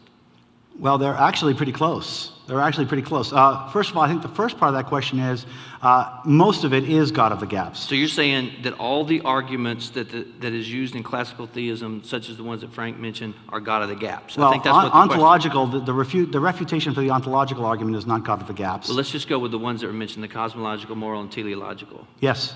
Okay. And so you're saying the deductive and the God of the gaps arguments In are order to deduce, almost the same. In order to deduce the existence of God logically, of a God logically, we would have to have a basis. We would have to have a reason to suspect that something that disobeys all known laws of physics exists. Now, we don't have any evidence of anything that disobeys any of the laws of physics that supposed God has. This God supposedly has a whole bunch: omniscience, timelessness, spacelessness, all-powerful. Where does that power come from? We don't have any basis to make the decision that something like that is possible. So to deduce that is not possible. It's all God of the gaps. Okay. Hang on. Follow up. First of all, the argument, say the cosmological argument is it is a deductive argument. The argument says whatever begins to exist has a cause. The universe began to exist, therefore the universe had a cause. Now you need to challenge one of the first two premises to refute that argument. By the way, that is a religiously neutral argument. It simply says whatever begins to exist has a cause. The universe began to exist, therefore the universe has a cause. Then we take our reasoning and our philosophical ability to say, okay, if the universe had a cause, what would be the attributes of this cause. We're reasoning from effect to cause. But if those two premises are true, that argument logically and necessarily follows. No, it does not. It does not follow because you're positing a being that breaks all known laws of physics. You're going back to where we don't know, and you're saying, I don't know, therefore God did it.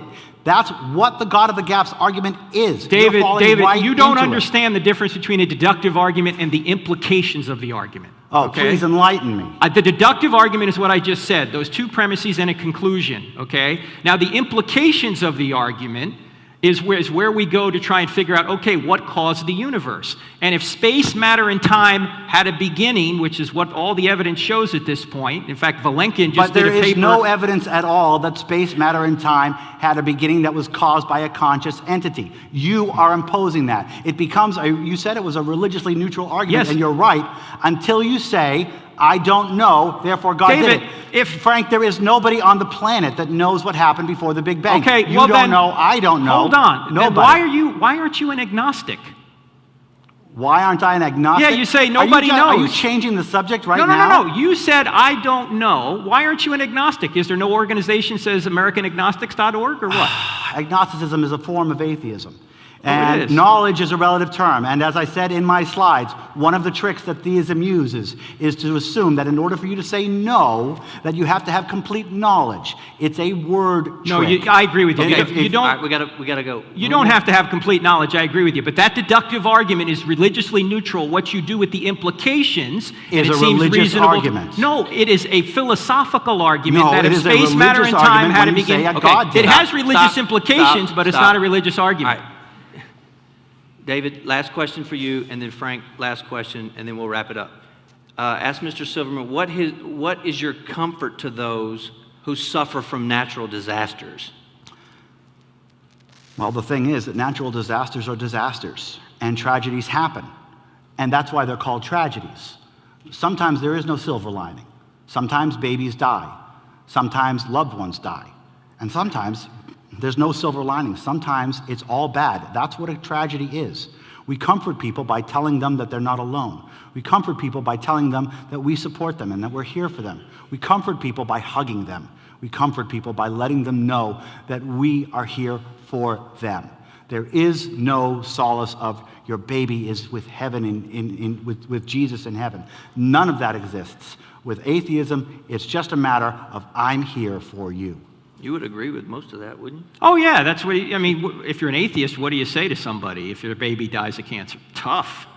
That's all you Tough? can say. Did you actually just say that? I just said that. For crying out loud, man. That's, I mean, Really, there's no hope. you're trying to make me out to be a bad person. There's no such right thing there. as bad people, according to you. You're avoiding the subject again. There's no such thing as bad You're trying to make me people. out to be like a callous person, and I'm a very caring, loving person. Why is that good?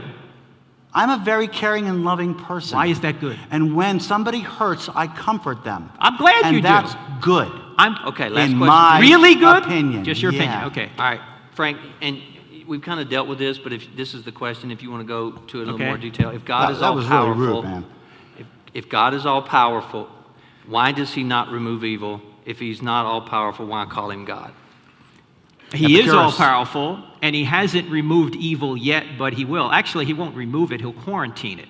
That's exactly what hell is. In hell, you'll have free will. You know, I get the question all the time, will God send me to hell because I don't believe in Jesus? The answer is no. You don't go to hell because you don't believe in Jesus. You go to hell because you've sinned. It would be like saying you died because you didn't go to the doctor. No, you didn't die because you didn't go to the doctor. You died because you had a disease. Now, if you had gone to the doctor, perhaps you could have prevented death. Just like if you go to the great physician, you can prevent eternal death. And so the point here is that people go to hell because they've chosen to sin, and they haven't chosen the pardon. But God will not force you into heaven against your will. If you don't want God now, you will not want him in eternity. So people who go to hell, which is separation from God, go there justly. There's only, if God exists, and if there's an afterlife, there's only two possible places. You're either going to be with God or without God in the afterlife. In fact, I had, let me just give me 2 minutes here, because this happened in a debate I had with Eddie Tabash, who, by the way, is a good guy objectively. I'll tell him you said that. And he said this to me during our debate. He said, my mother was a survivor of the Holocaust. She lived a terrible life. And she was offered the gospel and she rejected it. Is she in hell right now? I said, whoa. I said, Eddie, I don't know where your mother is now. I don't know if she had a deathbed conversion, but if she didn't accept Christ, then God is too loving to force her into his presence against her will. And this is the question I asked the audience that night. Ladies, have you ever had a man pursue you whom you didn't want to date? Ladies, have you ever had that happen? Some of you are going, yeah, and he's sitting right next to me right now. He won't leave me alone. Well, suppose he continues to pursue, and you finally get to the point where you say, I like you, but only as a friend. Every man has heard this. Ladies, why don't you just stick the knife in and turn it, right? Well, suppose he continues to pursue, and he finally says, look, I'm going to force you to love me. Can he do that? No, love by definition must be freely given. If he truly loved you, what would he do? He would leave you alone. And well, that's if exactly God truly what, loves you, he'll send you to hell because you don't believe the right way. Let me just finish the thought. That's way. what God does. He sends us cards, letters, and flowers. He sends some kind of crazy Christian from New Jersey to talk to you. and he says... Why doesn't God remove evil from society was the question. Hold on, I'm not quite done yet. He said he will. Yeah. He will. He eventually yes, will. He That's will. what he said. Eventually. Yeah. That's your answer. Yes, of course. It'll happen sooner or later. Why is he waiting? Because he's redeeming people as we go. Why does he need to do that? Because there are people out there that need to be redeemed, including you. See, there's a whole bunch of, he already knows who's going to be redeemed. Please stop clapping. Stop it. Just hold it. He already knows who's going to be redeemed. Why go through the exercise? Because some people haven't been born yet. That's why. But he already has the souls. Why go through this whole exercise? No, it's not a matter of souls. It's going to be a resurrected physical body ultimately, but that's another thing. Okay. God does what we would do if we were truly loving. He would leave us alone if we don't want him. And that's send what us God to a lake of fire does. because he loves us so much. The lake of fire. These are all metaphors for separation from God. Metaphor. Hey, remember the metaphors? Hey, God is, David, the Bible is perfect, but the metaphors. Well, how can you have darkness and fire at the same time? You know, those metaphors are great when you really go into a self-defeating prophecy like that. It's not self-defeating. Self-contradictory. It's communicating destruction. That's what hell is. It is self-contradictory. It is not self-contradictory. And that's why you rely on metaphor when you run into a problem. No. The lake of fire is very real to some Christians. Oh, yes, it's real. The question is, what's its physical nature? And that's the question. A lake of fire. How can you have outer darkness and fire at the same time? I don't know. How can you have a loving God that sends you there if you don't think the right way? Because it's communicating destruction, that's why. How can you have a loving God? It's time to go to our final arguments, okay? So here's what we're going to do now. We're going to do closing arguments. Frank has 5 minutes. He will be uninterrupted for 5 minutes. And then Mr. Silverman will get the last word and for his closing arguments. Uninterrupted? Yes. Not until used to the time that. goes off. That was a hint for me, I think. Give me just a minute. If Chan was actually looking at me when he said the word uninterrupted. No, I was looking at Chan, actually, because we were having a good discussion. Y'all having fun? Hold on. What's that? Said, are they having fun? Oh, okay. It's all a relative term. That's right. Stand by. You're learning. Very good. You're listening. Yes, I am. I'm listening. I'm still waiting for a good answer to the problem of evil, other than he'll do it eventually. But well, as an atheist, you ought not worry about it because there is no evil. No objective evil, no. No. So I don't know what your objection is then. Anyway, stand by. I'm getting there. I apologize. I got too many slides. You got too many slides, man. Way too many slides. Look, I do this on college campuses all the time, so that's why I have so many slides.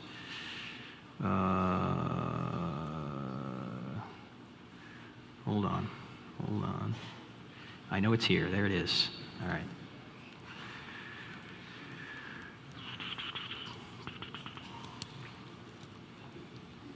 Okay. Yeah, hang on one sec. Let me make sure this thing works here. No, I'm not ready.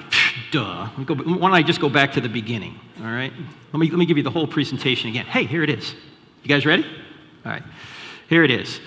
I've given evidence that reality is better explained by theism. We've got the cosmos, we have reason, we have information, we have morality, we have evil, we have science.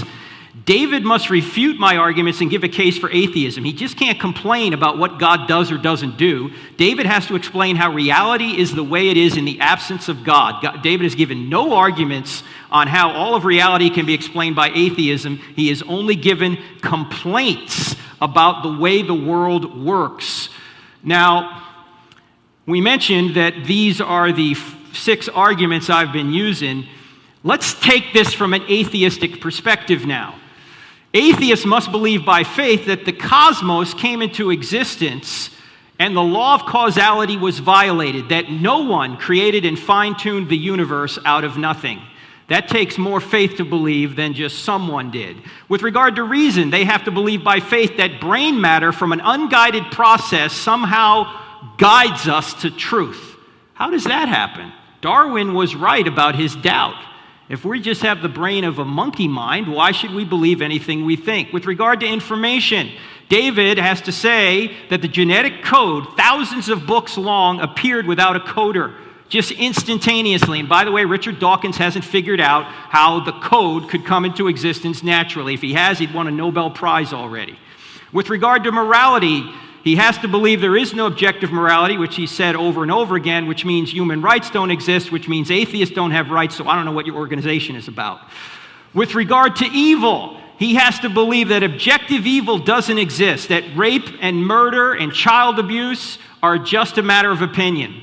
Yet he's come up with many moral objections as the course of the evening has gone through.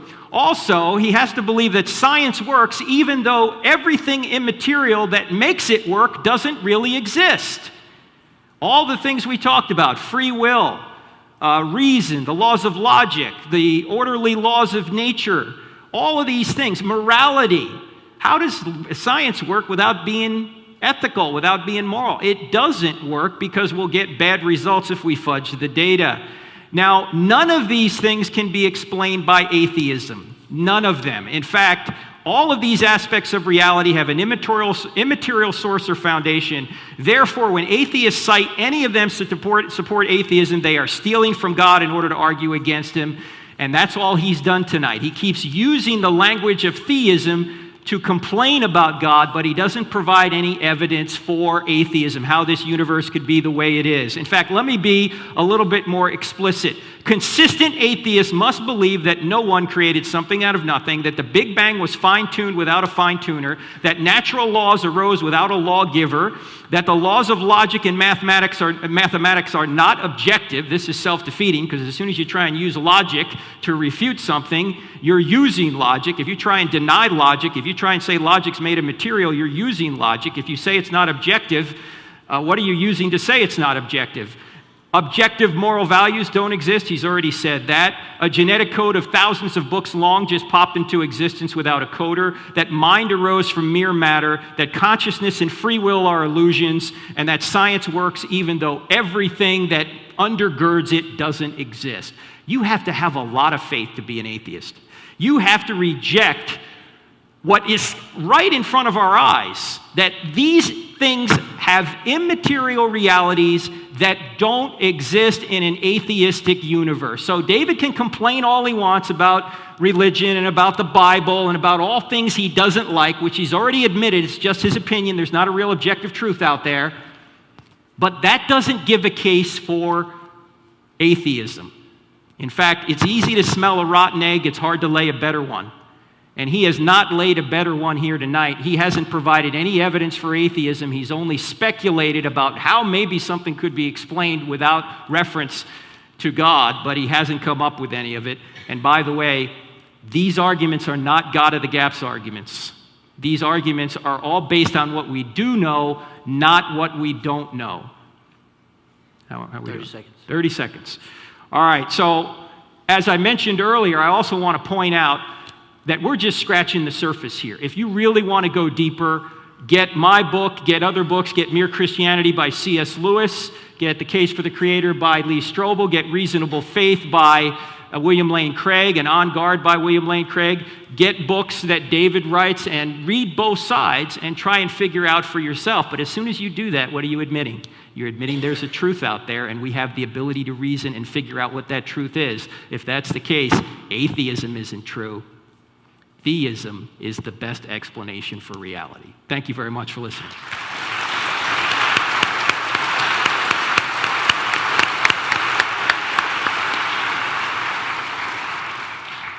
Well, ladies and gentlemen, I want to thank you all for coming and for being so hospitable to me and to Frank. Frank, I have not sat up here and complained about religion and not given any solutions. What I've said is that every single time an atheistic argument has been put up, it has not been refuted by a theistic argument, and every single time a theistic argument has been tested, it's been refuted.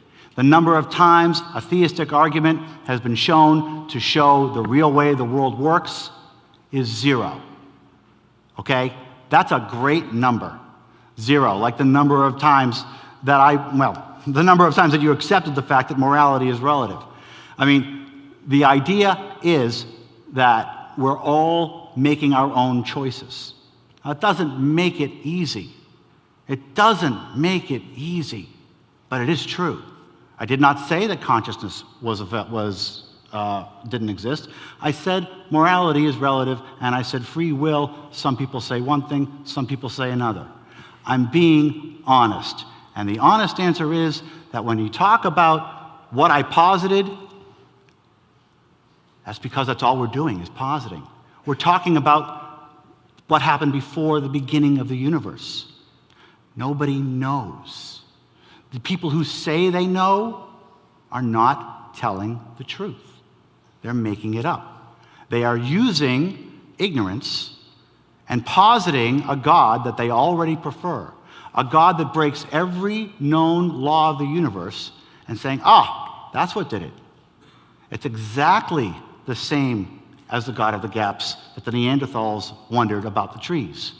It's exactly the same as every other God of the gaps argument. I don't know. I don't understand. I am therefore going to posit an invisible magic man in the sky who breaks all known laws of physics, who did it for me. That's much easier and much more comforting than I don't know.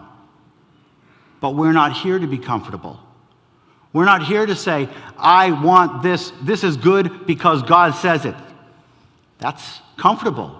This is good because I say so is less comfortable. But it's still true. If you look at all of the different versions of Christianity, all of the different versions of religion out there, and you compare our morality to what is supposed to be the source of that morality, the Bible, you will find that there is no morality in the Bible, or at least not the morality that we're looking for. And so, in closing, I would like to request that all of you read your Bible. So before you read C.S. Lewis, before you read Richard Dawkins, read it. You all own one, and statistically speaking, 99% of you have never sat down and read it, cover to cover, not with coaching, not with study guides. And I would especially invite the young people, before they dedicate their lives to a religion that they coincidentally were born into, that would be a really stupid thing to do unless you first sat down and read the Bible cover to cover and asked yourself if this is really the perfect Word of God. The Bible is a flawed document full of horrible immorality. The Bible is not any source of morality. We pick our morality. We choose what's right and what's wrong. We are the ones with the power.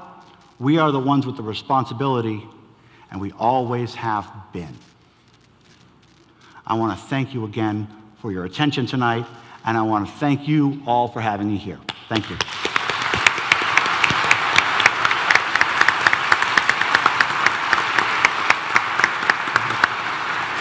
That was fun. Hey, let me mention one thing.